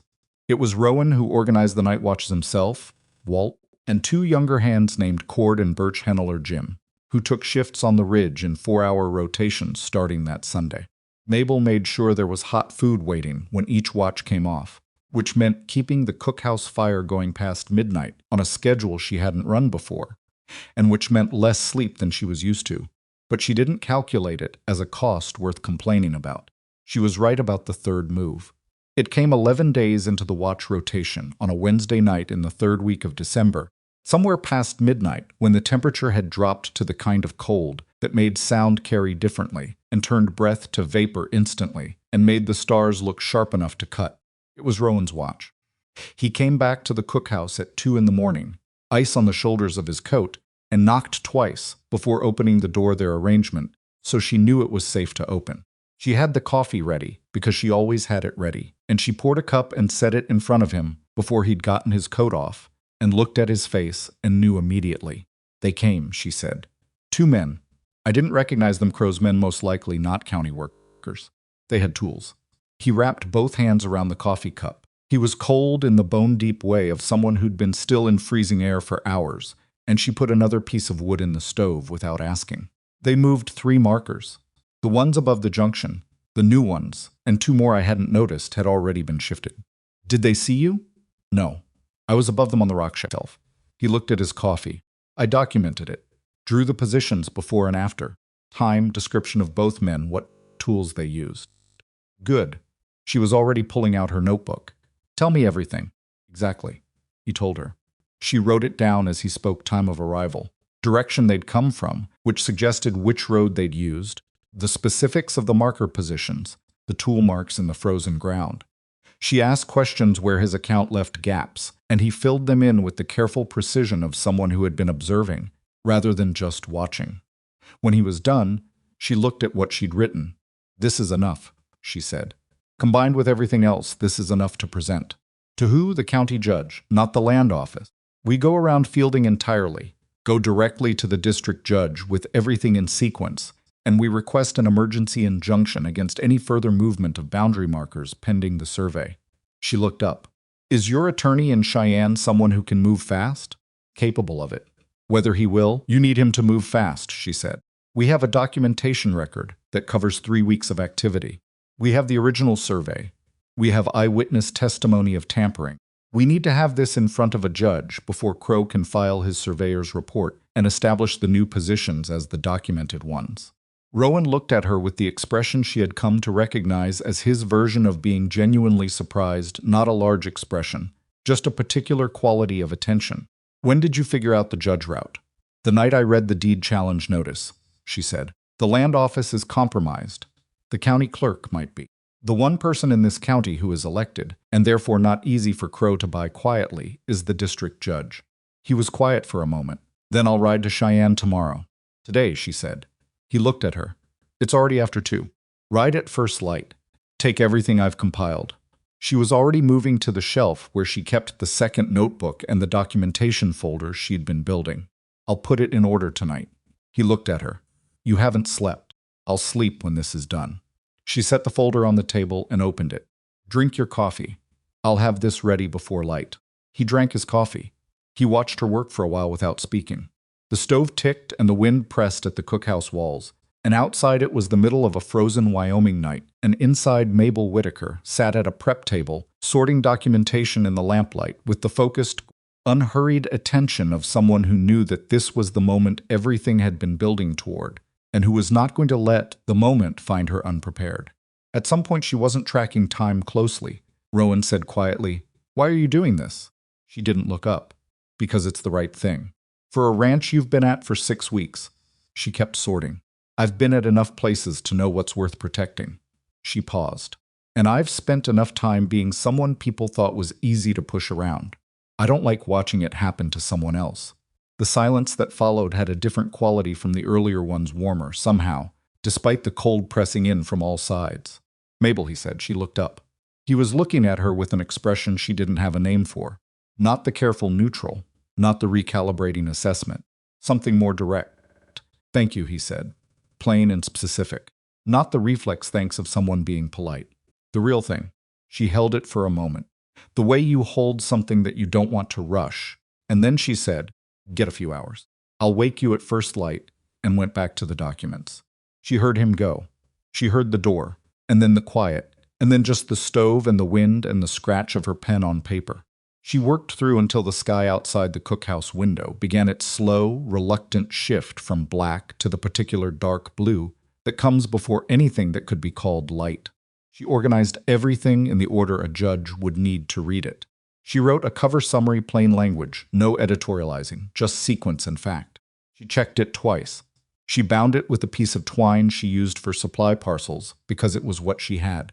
Then she sat back and looked at it. It was not a legal brief. She was not a lawyer and did not pretend to be one. It was a record, kept honestly, by someone who had been paying attention when other people weren't, and it told a story that was not complicated once you saw it in full. Sometimes the most powerful thing you could put in front of someone who needed to make a decision was simply everything that had happened, in the order that it happened, written down plainly. She had learned that in the logging camp. She had used it in the Laramie kitchen. She had carried the knowledge through every place she'd ever been where someone thought she wasn't watching. She was always watching. She stood up, stretched her back, built the fire higher, and started breakfast. Rowan came in at first light, dressed for a long, cold ride, and she handed him the bound folder and a wrapped parcel of food for the road and met his eyes briefly. "Don't let him stall," she said. "I won't," he went. She heard his horse cross the yard and go through the gate, and then the ordinary sounds of the ranch waking up replaced the sound of him leaving, and she rang the breakfast bell and went back to the stove. Hicks came in first, as he sometimes did now, ahead of the rest. He sat at the near end of the table and looked at the empty yard through the cookhouse window. "Rowan's gone to Cheyenne," she said. Not a question from him, just a statement she offered. "For the attorney," Hicks said. Yes, he was quiet. He picked up his fork and then set it down again. "You put that whole thing together," he said. "The evidence, the survey stuff, all of it." She put a plate in front of him. "We put it together." He looked at the plate and then at her, and then he picked up the fork and started eating, and said nothing else, which from Hicks was a particular kind of statement that she'd learned to read as something close to agreement. The other men came in. She fed them. The morning moved forward the way mornings did, indifferent to what was riding south toward Cheyenne in the cold, carrying everything she'd built in the dark. She had done what she could do. Now the waiting began, which was always the hardest part, and she was not good at waiting the way some people were, the patient, peaceful kind of waiting. She waited the way she did most things, actively, with her hands busy and her mind running the calculations of every possible outcome, preparing for each one. But underneath the calculation, something else had settled in her, something she didn't examine too directly, because examining it too directly had a way of making it less real.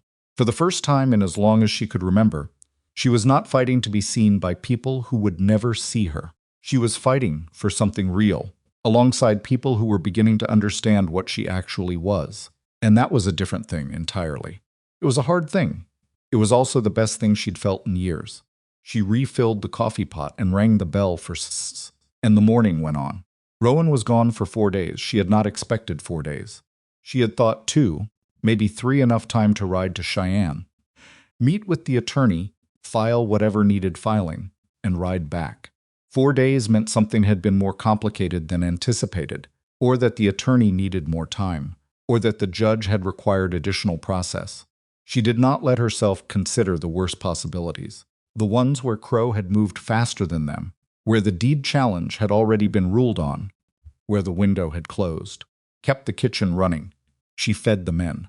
She did not tell anyone she was worried because saying it would have made it heavier, and she needed it to stay manageable. Hicks noticed on the third day. He came in for his evening coffee and sat at his usual end of the table and said, without looking at her, "He'll be back." She said, "I know," and put his coffee in front of him, and neither of them said anything more about it. Walt rode the ridge on the second and third nights with Cord.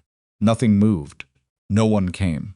Whether that meant Crow was waiting to see what happened in Cheyenne, or whether he simply didn't know yet that Rowan had gone, she couldn't tell. The not knowing was its own kind of pressure. She slept in short intervals, woke early, worked late. She went through the second notebook again, checking everything, looking for gaps in the documentation that a good attorney or Crow's good attorney might exploit. She found 2 places where her notes were less specific than she'd like, and wrote supplemental entries with dates, marking clearly that they were additions and why she was adding them, because the integrity of the record mattered, and she would not let it be said she'd adjusted anything after the fact. On the 4th evening, just as the light was failing, she heard a single horse come through the gate. She knew it was him by the pace.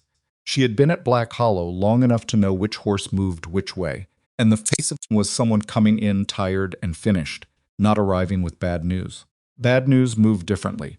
She put the coffee on and waited. He came in looking like 4 days of hard, cold road, which was what he was. His face was raw from wind, and his coat had the specific settled-in cold of someone who'd been outside for too long in temperatures that didn't make allowances. He sat down at the prep table without ceremony and accepted the coffee and wrapped both hands around it. She sat across from him and waited. The injunction was granted, he said. She let out a breath she'd been holding, probably, for 4 days. Gideon filed his surveyor's report the day after I arrived in Cheyenne, Rowan said. His man had been to the ridge within 48 hours of the tampering. He was trying to get the new positions on record before anyone could challenge them. But the injunction was filed the same morning his report came in. The judge looked at both and ordered a hold on any further marker changes and a freeze on the deed challenge proceedings pending a county survey. Rowan looked at his coffee. Close, if I'd gone a day later, but you didn't. She kept her voice steady. What happens now? The county sends an independent surveyor. Not through the land office, the judge specified an independent appointment. Survey happens within 30 days. He paused, and the judge flagged the deed challenge as potentially frivolous. He didn't throw it out, but he used the word frivolous in his written order, which my attorney says is significant. It means the judge has already read it skeptically. Yes. She sat for a moment with this. The injunction was not the end, she knew that, and she suspected Rowan did too. It was a hold, a pause, a moment where the law was breathing between them and Crow. It was more than they'd had a week ago. It was enough to work with. He'll know I filed the documentation, Rowan said. He'll know where most of it came from. Yes, that puts you in a different position with him than before. She looked at Rowan. I was already in a position with him. He told me so in the yard. She reached for her notebook. What else did your attorney say? That the survey will be the deciding evidence. If the survey establishes that the current markers don't match the original recorded positions, Crow's report is fraudulent, and the deed challenge collapses with it, because the basis for the challenge was the boundary position. Rowan turned his coffee cup in his hands. And then there's the question of what the county does with evidence of deliberate marker tampering. Criminal matter, she said. Potentially. Good, she said, and went back to her notebook. He watched her for a moment. You're writing. I'm noting the timeline from what you just told me. Dates matter, she kept writing. Eat something. Pete left a plate. He found the plate, and he ate, and she wrote, and the cookhouse settled into the comfortable working quiet that had become, over weeks, its own kind of language between them. County surveyor arrived on the 9th of January. His name was Aldrich, a compact, methodical man of about 60, with the unhurried manner of someone who had spent decades being the person everyone was waiting on and had long since made his peace with it. He arrived with 2 assistants and his own equipment and spent the first morning reviewing the original survey plat, the certified copy Rowan had obtained from Cheyenne, not the county office copy, before going to the ridge at all. Mabel watched him review the plat from across the main house table, where Rowan had set up the documentation in the sequence she'd organized. Aldrich went through it with the patience of a man who was reading for accuracy rather than speed, making occasional small marks in his own notebook. He asked 3 questions. One was directed at Walt, one at Rowan, and the third at Mabel, asked without ceremony as though it was the most natural thing. "These ridge notes, you walked the terrain yourself?" "Yes," she said. He looked at the notes again. "Your measurements are approximate." I noted that they were approximate. I used stride measurement and triangulation from fixed points. I indicated the margin.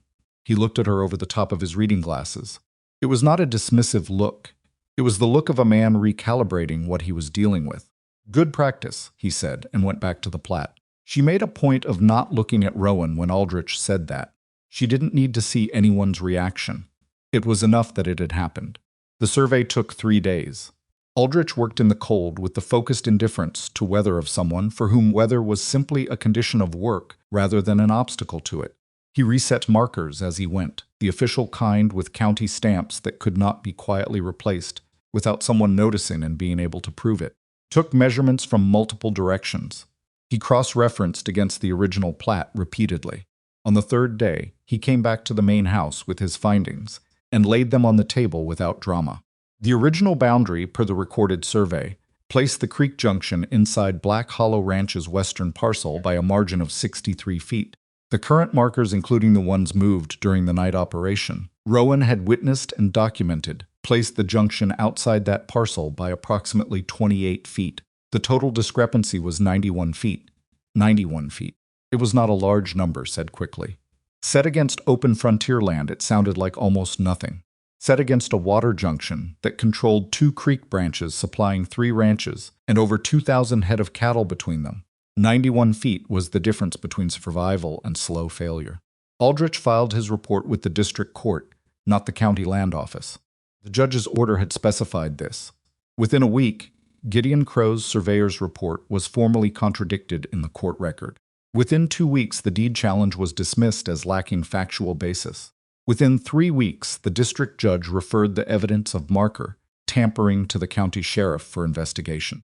It was not finished. Legal things were never finished cleanly. She had learned this, but the shape of it had changed. The shape was now in their favor. The morning the deed challenge dismissal came through, Caleb found Mabel in the cookhouse at her usual time, earlier than the crew. He came in and sat down and looked at the table for a moment before he spoke. He was a man who took a while to get to the thing he meant to say, and she had learned to give him the time. "I should have moved faster," he said. "When you first showed me the papers," poured him coffee and set it in front of him. "You moved when you were ready. I moved when Hicks pushed me." He looked up at her. "That's different." She sat down across from him, which she didn't usually do. She was usually working when the crew came in, but the crew wasn't up yet, and this was a different kind of conversation. "Caleb, you're the one who went to Crow and asked for the survey delay.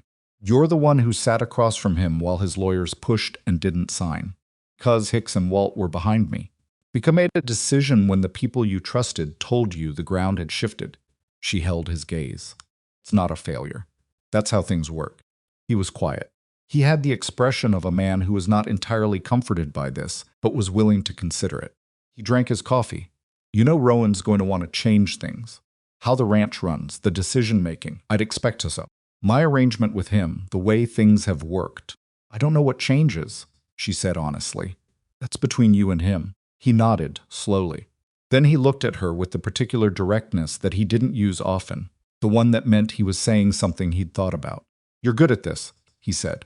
"All of it, not just the kitchen." She looked at her own coffee cup for a moment. "I know," she said. "Not with pride, exactly.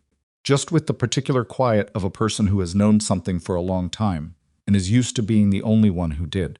He almost smiled. It was the closest she'd seen him get to one. He finished his coffee and went out, and she heard the bunkhouse bell from Pete a few minutes later, and the day began its ordinary rhythm. The hearing at the county seat was set for the 3rd week of February. It was not a criminal trial. That process was separate and slower, involving the sheriff's investigation of the tampering, which was ongoing. The February hearing was a civil matter, the formal resolution of the boundary dispute and the deed challenge dismissal, with both parties present and the surveyor's report entered into the record. Crow could contest it. His attorney would contest it. That was the nature of these things. Mabel had known from the start that there would be a hearing. She had built everything she'd documented with a hearing in mind, the way she'd once planned a supply system with a 36-hour snowstorm in a mind, not hoping for it, but not pretending it wasn't coming either. Rowan asked her to come. He asked her on a quiet evening in the first week of February, after supper when the others had gone back to the bunkhouse. Came into the cookhouse and sat at the end of the prep table and said simply, "I'd like you at the hearing." She was drying the last of the plates. "As what? As the person who built the record," he said. "My attorney will present it. But if Crow's attorney challenges the documentation, the ridge notes, the inventory cross-references, how you identified the discrepancy, the judge may want to hear from you directly."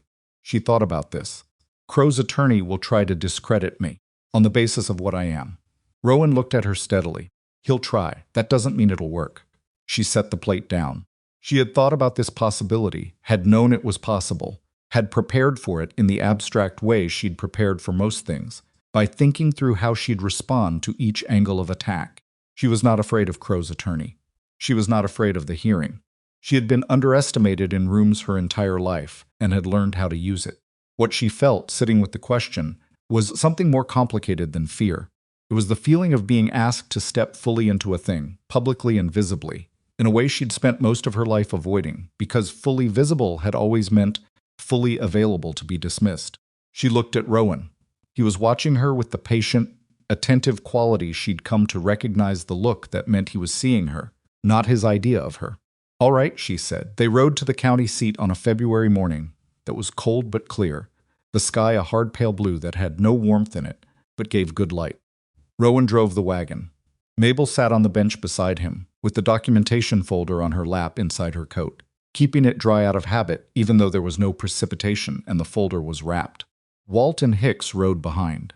Pete had wanted to come, and Rowan had told him someone needed to stay at the ranch, which was true, and Pete accepted it with the grace of someone who understood practical necessity, but still found it unsatisfying. She had sent him with specific instructions about the noon meal, and he had taken those more cheerfully than the news about the hearing.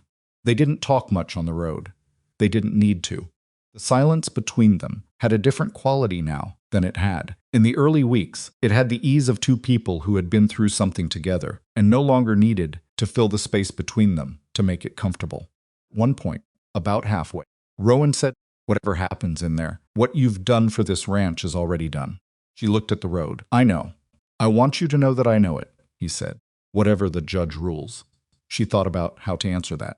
"It'll rule right," she said. "The record is solid." "It is."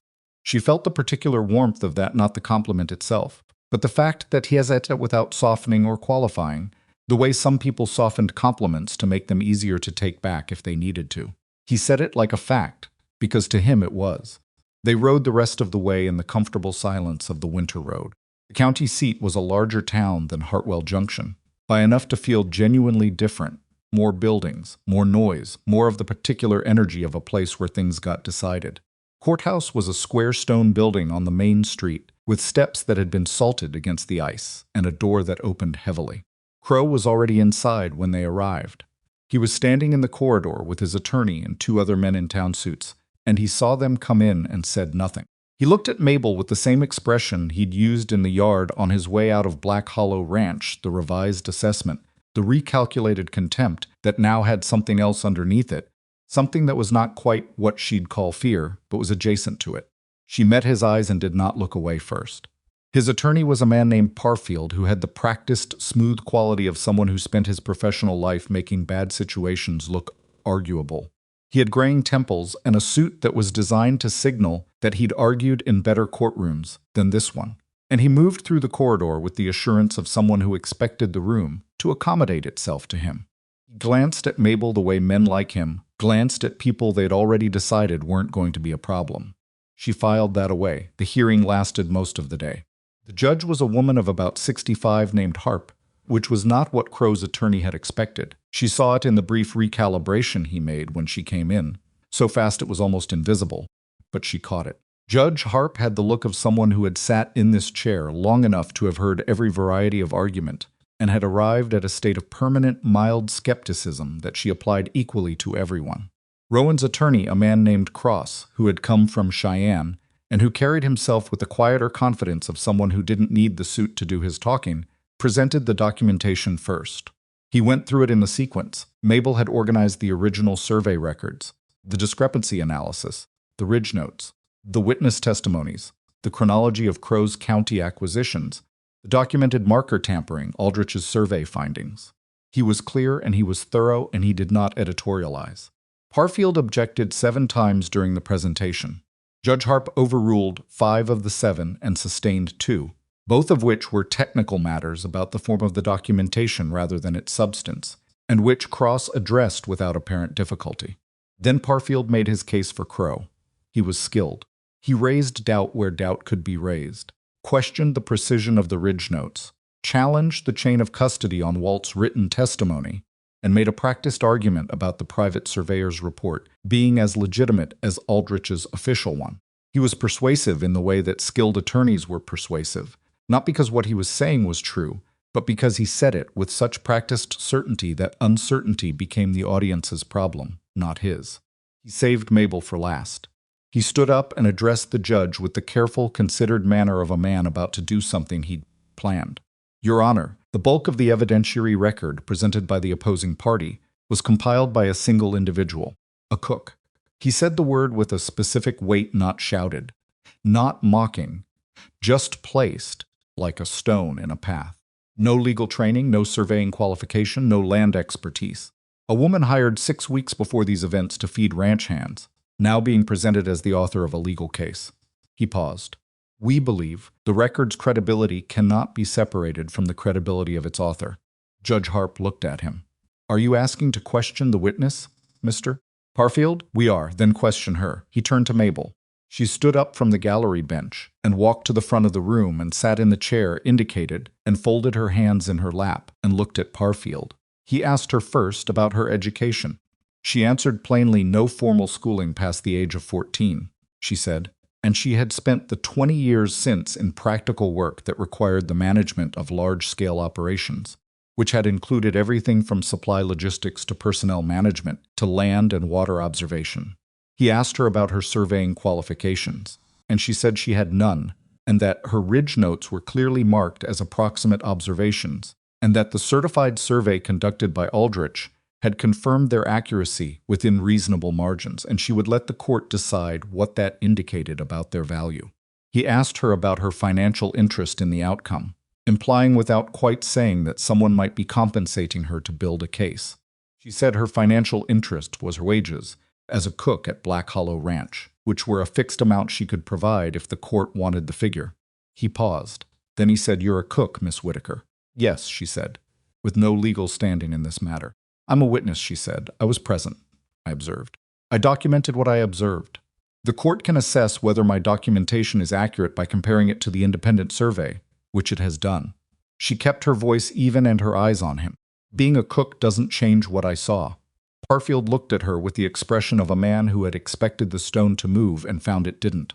He tried 2 more angles, her personal relationship with Rowan, which she acknowledged was a working relationship, and described in terms so specific and practical that the insinuation behind the question collapsed without her having to address it directly, and the question of whether she had been directed in her documentation by legal counsel, which she answered by noting that Black Hollow's attorney had only been consulted after she had compiled the bulk of the record, and that if Parfield wanted to verify the dates, the notebook entries were dated. Parfield sat down. Cross stood up and asked her one question. Miss Whitaker, when you began documenting what you observed at Black Hollow Ranch, did you know a legal proceeding would result? No, she said. Then why did you document it? She thought about how to answer this, and she decided that the true answer was also the right answer. Because I could see what was happening, she said, and I didn't think anyone else was writing it down. Cross thanked her and sat. She walked back to her seat. She did not look at Crow. Judge Harp took 1 hour to deliver her ruling. She found in favor of Black Hollow Ranch on every material point. She confirmed the survey boundary as established by Aldrich. She dismissed the deed challenge with language that was not exactly the word frivolous, but was in the same county. She entered the marker tampering evidence into the formal record and noted it was being forwarded to the sheriff's office for further action. She also said something that Mabel had not expected. Judge Harp looked up from her written ruling and addressed the room in the particular flat clear tone of someone who spent her days saying things for the record. And she said, "Court notes that the documentary record compiled in this matter demonstrates an unusual degree of care and systematic observation. Court finds this record credible in its entirety." She said it plainly, without dramatics. She moved on immediately to the procedural matters of the ruling's filing. The words stayed in the room. Hicks, beside Mabel, let out a breath that was almost a sound. Walt sat very still. Rowan, on her other side, did not move at all, but she felt the shift in him, the particular quality of relief that a person carries in their body when something that has been uncertain for a long time resolves. She looked at her folded hands in her lap. The court notes. Unusual degree of care. Credible in its entirety. She had been writing things down her whole life, in rooms where no one thought she was worth listening to, and she had never stopped. Not because she was certain someone would eventually listen, but because it was the right way to do things, and she was not capable of doing things the wrong way, just because the right way was harder. She sat in the county courthouse on a February afternoon and let the ruling settle over her, and felt something she recognized as satisfaction, not the loud kind, not the kind you needed witnesses for. Quiet kind, that belongs only to you, that you carry inside yourself to the places where nothing else reaches. Outside, the clear winter sky was still pale blue, still cold, still entirely indifferent to what had just happened inside the courthouse. The road back to Black Hollow was still 20 miles of frozen wagon ruts and wind. Supper still needed making when she got there. None of that was a problem. She stood up and picked up her coat and her folder, and walked out of the courthouse into the cold light, and began thinking about what needed doing next. The ride back to Black Hollow took longer than the ride out. Not because the road was different or the horses were tired, though both of those things were true. It took longer because the urgency that had carried them into town was gone now, replaced by something slower and heavier and harder to name, not grief, not quite. More like the particular exhaustion that follows the end of something you've been holding yourself rigid for, the way a body goes soft the moment the danger passes, and only then registers how long it's been braced. Hicks rode mostly silent behind the wagon. Walt rode beside him, with the same silence but a different quality to it. Walt's quiet was as always productive, like he was processing something, filing it away in the careful interior system of a man who didn't waste mental space. Neither of them said much until they were 2 miles outside the county seat, when Hicks pulled his horse up alongside the wagon and looked at Mabel and said, "That Parfield fella thought he had you." "Yes," she said. "You knew he was going to try that." "I knew he was going to try something." Hicks worked his jaw for a moment. "Didn't rattle you."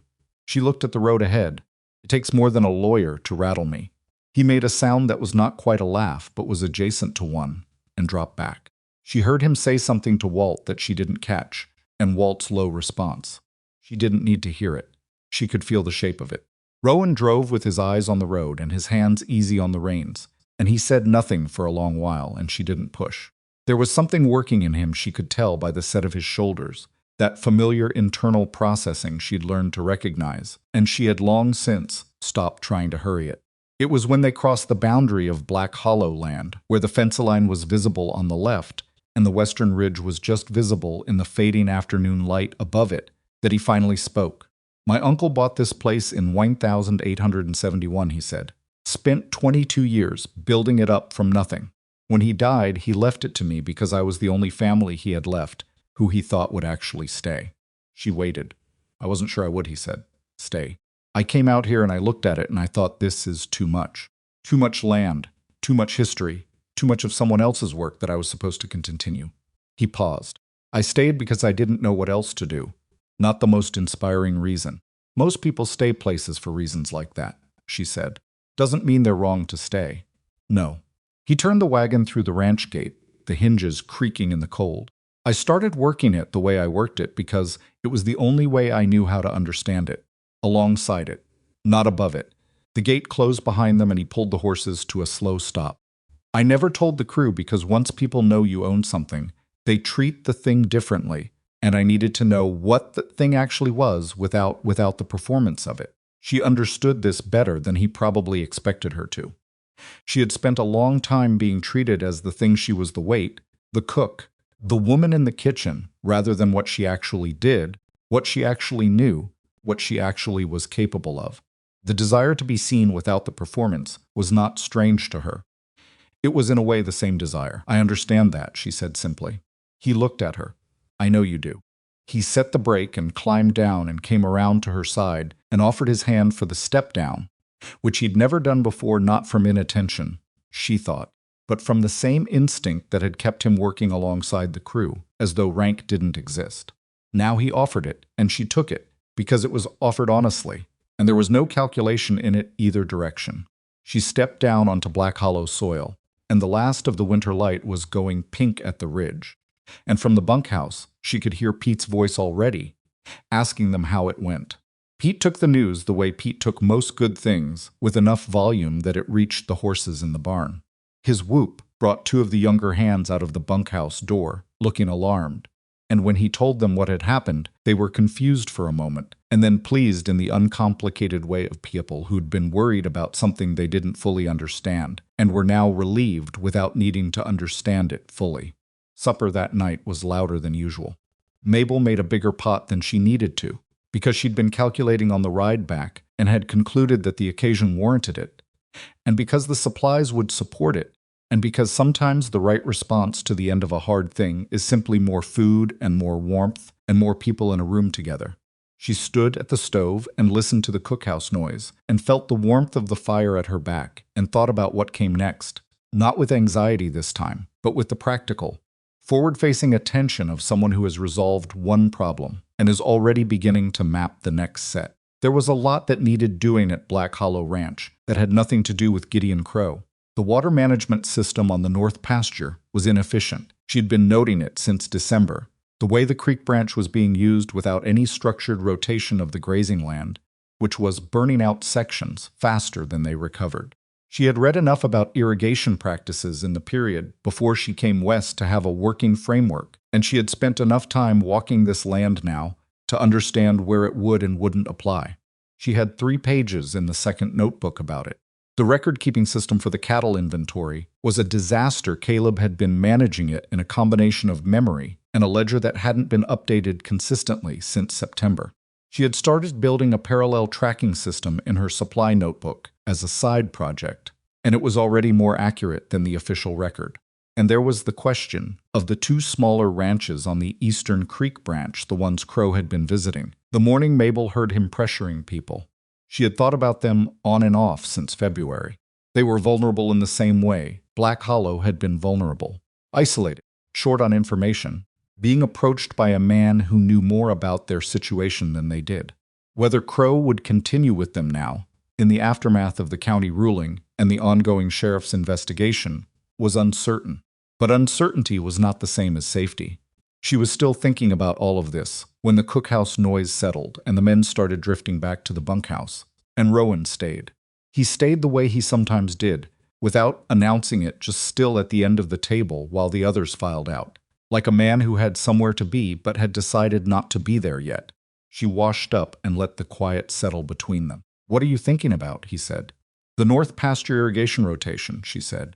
He was quiet for a beat. "That's what you're thinking about tonight. And the cattle ledger, and the Hennessy and Polk ranches on the Eastern Branch." He looked at her steadily. "The Eastern Branch ranches. Crow visited them before the hearing. I don't know what he offered, or whether they're still in conversations with him. The same water position that made Black Hollow vulnerable applies to them if he controls the junction. Their Eastern Branch access is conditional on his goodwill." She dried her hands. "Someone should talk to them. Show them what the survey showed. Give them the information they need to make their own decisions." Rowan was quiet for a long moment. "You've been sitting on that since February." "I've been sitting on it since November," she said. "But there were more immediate things first." He looked at her with the expression she still didn't have a fully accurate name for the one that had more in it than she always knew what to do with. "You're thinking about people you've never met on land. You've never walked," he said. "Why?" It was a real question. She gave it a real answer. "Because nobody thought to tell me what was happening till I was already in it," she said. "I had to figure out the problem myself from inside it. If someone had come to Black Hollow a month before I arrived and laid out what Crow was doing, it might have been different. It might have been easier." She paused.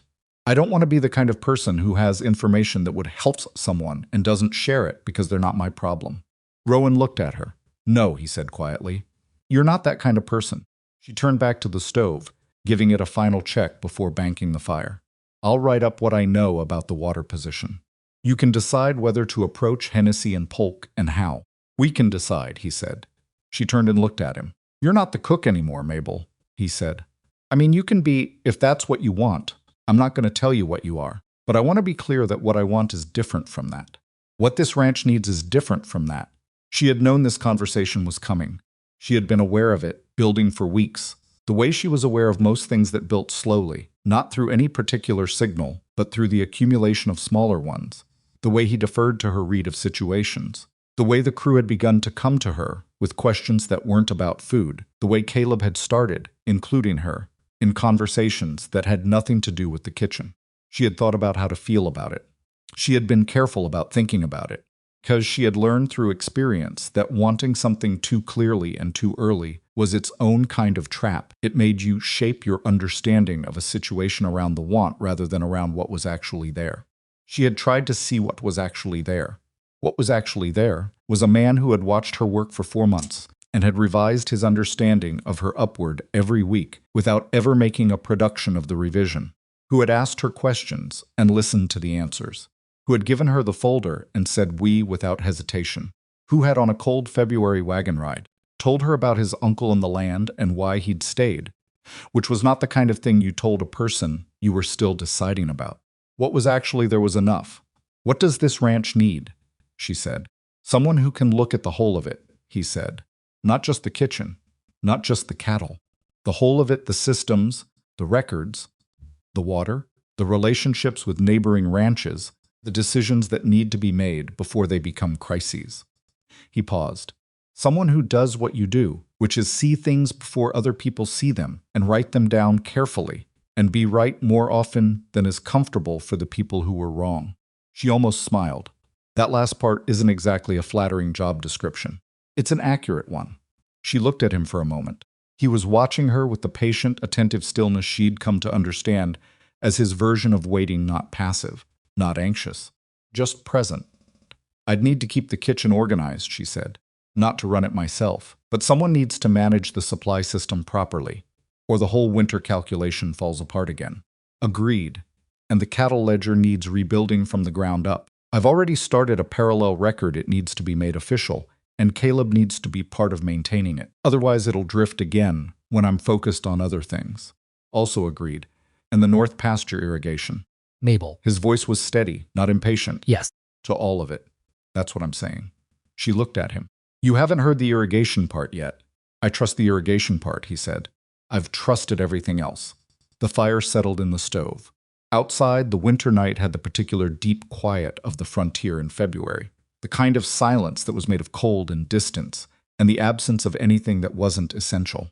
Stood in her cookhouse, she still thought of it as hers, maybe always would, and looked at a man who had spent 4 months learning to see her and had arrived, without announcement, at something she hadn't let herself name yet.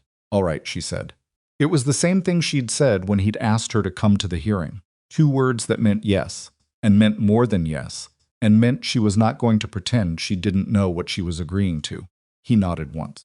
And then, because he was Rowan and not a man who made speeches, he said, I'll check the horses, and went out, banked the fire, and stood in the quiet for a moment, and felt the warmth of the cooling stove and the particular satisfaction of a person who has landed, finally, in a place that fits not perfectly, because nothing fit perfectly, and she was too honest to pretend otherwise, but genuinely. The way a well-made thing fits, with some friction at the edges, with room for use, with the solidity of something built to last.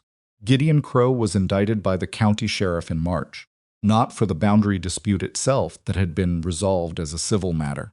The indictment was for the marker tampering, which the sheriff's investigation had traced cleanly through the 2 men Rowan had watched on the ridge to a foreman employed by Crow, and from the foreman through enough testimony and documentation to reach Crow himself.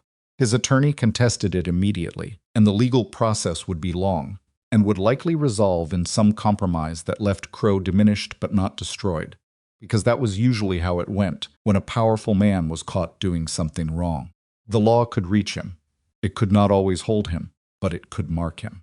In the county, in the territory, Among the ranchers and merchants and officials who made the assessments that determined where money went and who was trusted, the mark had already taken. The man who had bought 4 ranches in 5 years by cutting off their water bought no more. The men who had been circling around his methodology, borrowing from it, looking at what he'd done at the Hendricks place and the Morrison place, and thinking it was simply clever and not criminal, those men recalculated. Mabel heard this through Pete, who heard it through Orville, who heard it from anyone who passed through the feed store with news, which was everyone. She absorbed it and filed it and noted the date in her second notebook, which had by then been replaced by a third notebook and had left a trail of documentation behind it that covered nearly a full year of Black Hollow Ranch's operations, decisions, and history.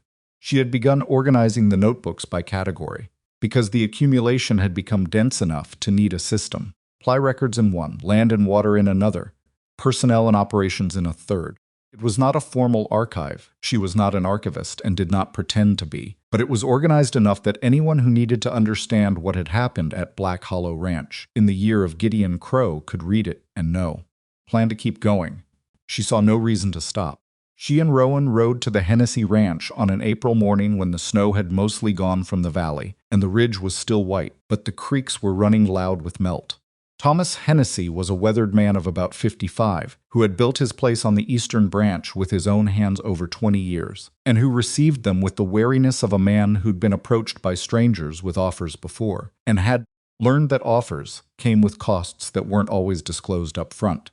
His wife, a sharp-eyed woman named Ruth, sat at the kitchen table the whole time, and said little but missed nothing. Mabel let Rowan handle the introduction. Then she set the folder on Hennessy's table, not the official legal documents. Those were Rowan's to manage, but a clean summary she'd written specifically for this purpose, in plain language, showing the water geography, what the boundary position meant, what had happened at Black Hollow, and what the Hennessy Ranch's position was relative to the same junction. She walked him through it the way she would have walked any of the Black Hollow crew through something they needed to understand without condescension, without simplifying it to the point of inaccuracy, and without letting the urgency of the message rush her past the parts that needed to land slowly. Hennessy risked it while she talked. Ruth watched Mabel with the particular measuring attention of a woman who had learned to assess other women quickly and accurately because it was frequently necessary. When Mabel finished, Hennessy sat back and was quiet for a long time. Then he said, "Crow came here in November. Made us an offer." "I know," Mabel said. "Or I suspected we didn't take it. But he's been back twice since." Hennessy looked at the summary. "We didn't know about the junction position. We knew the offer was for the upper land, but we didn't know why the upper land specifically." "Most people don't," Mabel said. "You don't know what you're selling until you know why someone wants to buy it." Ruth spoke for the first time. She said, "How did you figure it out?" And the question was directed at Mabel, not at Rowan, which was its own kind of statement. Mabel thought about how to answer. "I pay attention to what other people overlook," she said, "and I write it down." Ruth looked at her for a moment. Then she looked at her husband, and something passed between them that Mabel recognized as the shorthand of two people who had been talking to each other long enough to have a language below words. Hennessy said, "What would you suggest?" Mabel walked him through it, the county survey option, the clerk of court versus the land office, the specific documentation he'd want to have ready, the importance of dates. She told him what she'd built for Black Hollow and offered to write a basic framework he could adapt for his own situation. She told him about the Polk Ranch further east and suggested the 3 ranches might find it useful to share information, because Crow's strategy depended on people not knowing what was happening to their neighbors. She was there for 3 hours. When she and Rowan left, Ruth Hennessy walked them to the wagon and stood in the cold April air and looked at Mabel and said, "Come back when you can. I'd like to talk more." It was a simple thing to say. It settled in Mabel with a warmth out of proportion to its simplicity. "I will," she said. The Polk Ranch visit happened 2 weeks later and went differently because Polk himself was a harder man to reach, more suspicious, more set in his own assessment of situations. The kind of person who had survived difficult decades by trusting very few people and had hardened the habit past what was useful. He listened to Rowan because Rowan was a man and a ranch owner, and that counted for something in his accounting. He barely looked at Mabel. She let it go. She said what needed to be said through Rowan, answering Rowan's questions in Polk's hearing so that the information reached him, regardless of who he was willing to receive it from. And she was patient about it in the way she'd learned to be patient about a specific variety of blindness, not the kind that came from malice, but the kind that came from pattern, from a man who had learned the world a certain way and had never been given a compelling enough reason to relearn it. She could not compel him. She could only put the information where he could find it. On the ride back from the Polk Ranch, she told Rowan what she'd done and why. He listened. Then he should have listened to you directly. He should have, she said. He didn't. The information still got there. Rowan looked at the road. Doesn't that bother you? She thought about it honestly, because he asked honest questions and deserved honest answers. Some, she said. Less than it used to. I've been in enough rooms to know that fighting for the credit of the idea is different from fighting for the idea itself. And the idea is what matters. He was quiet for a moment. I would have pushed him. I know, she said. That's why I answered your questions instead of his. She looked at the ridge, green now at the lower elevations. Snow only at the very top. We got the outcome. That's enough.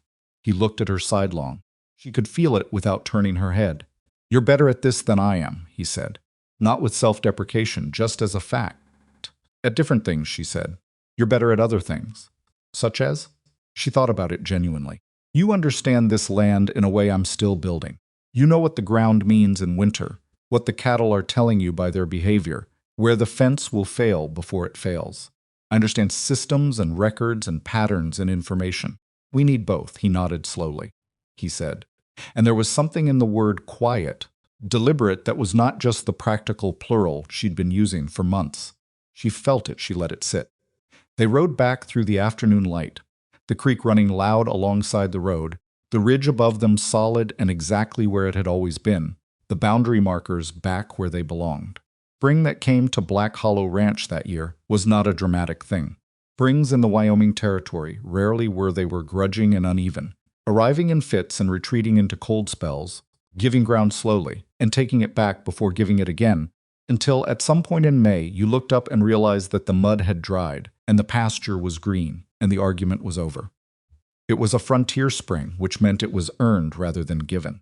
Mabel planted a kitchen garden along the south wall of the cookhouse. This was practical fresh vegetables, reduced the dependency on supply runs during the periods when the road was bad, but it was also something else. Something she didn't examine too directly, because examining it too directly would have made it sentimental, and she was not a sentimental woman. Planted it because she intended to be there when it came up.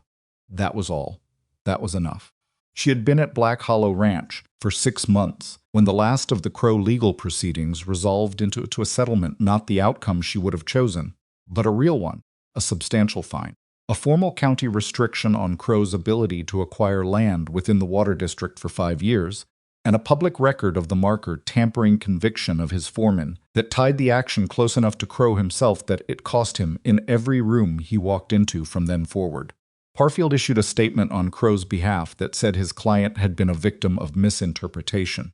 The county newspaper printed it alongside the judge's findings, which was its own kind of editorial decision. Mabel read it, noted the date, and filed it in the Land and Water notebook. Rowan asked her to marry him on a May evening that was warm enough to stand outside without a coat, which was still remarkable enough in the territory to be worth noting. He did not make a production of it. That was not who he was, and she would not have wanted it if it were.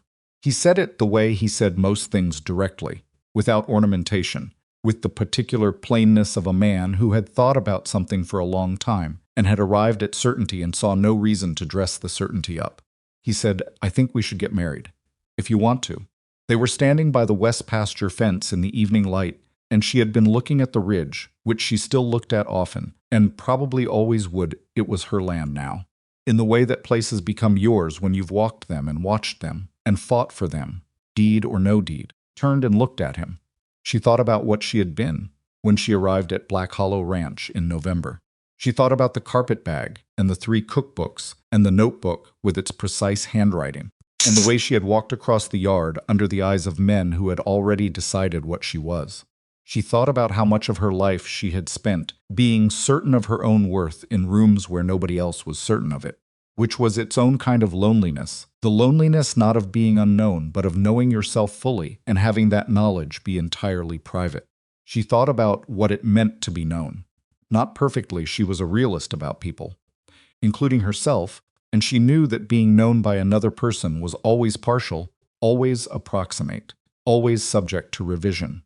But genuinely, the way Rowan had known her from a place of watching and listening rather than assuming. She thought about all of this, and it took about 4 seconds, because she had been thinking about it for months already.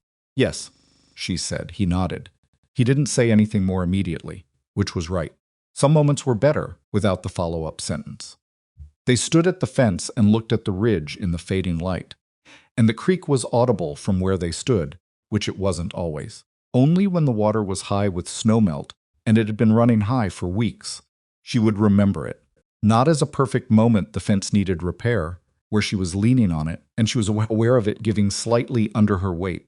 And somewhere behind them, Pete was yelling at one of the younger hands about something that had nothing to do with anything significant. Real moments had those things in them. She would remember it as what it was. A real moment, in a real place, between two real people who were imperfect in complementary ways and had figured that out honestly. There is something particular about the kind of person who keeps going in rooms where nobody expects them to last. It is not toughness. Exactly. Toughness is what people call it from the outside, because toughness is the word available when you can see that a person has survived something, but you don't understand what it cost them to do it. From the inside, it is something more specific, a form of stubbornness that is not about pride, but about fact.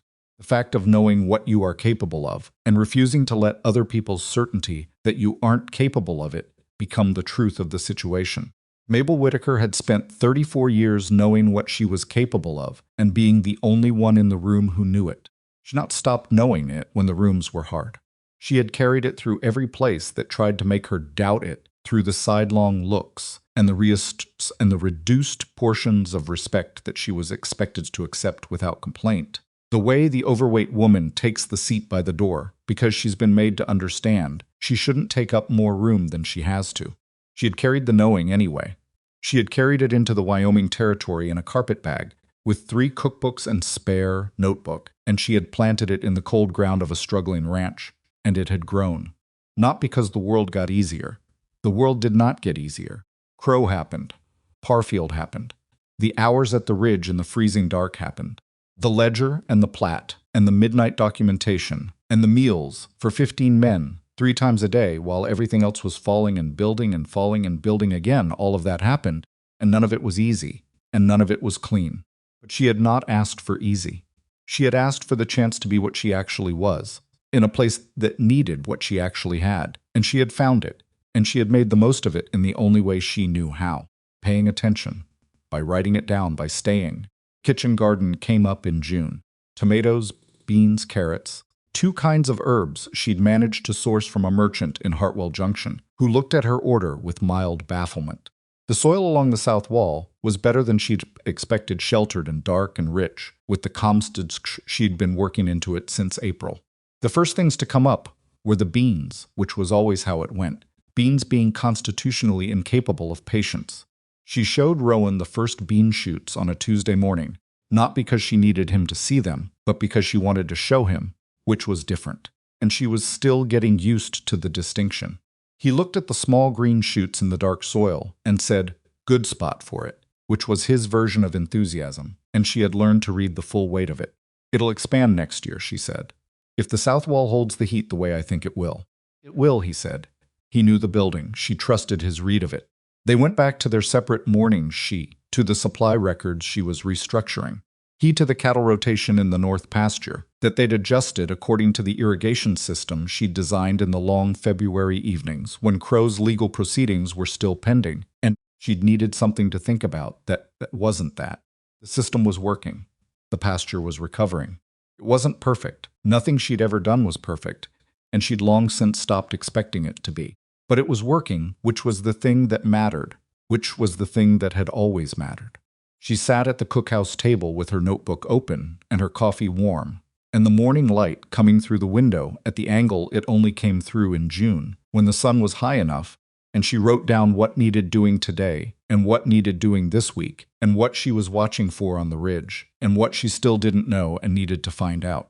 The not knowing was always there. She had made her peace with it years ago. The not knowing was where the work lived. The not knowing was why you kept the notebook. She turned to a new page. She wrote the date at the top, the way she always did. Then she started at the beginning of what she didn't know yet, and began, as she always had, to pay attention.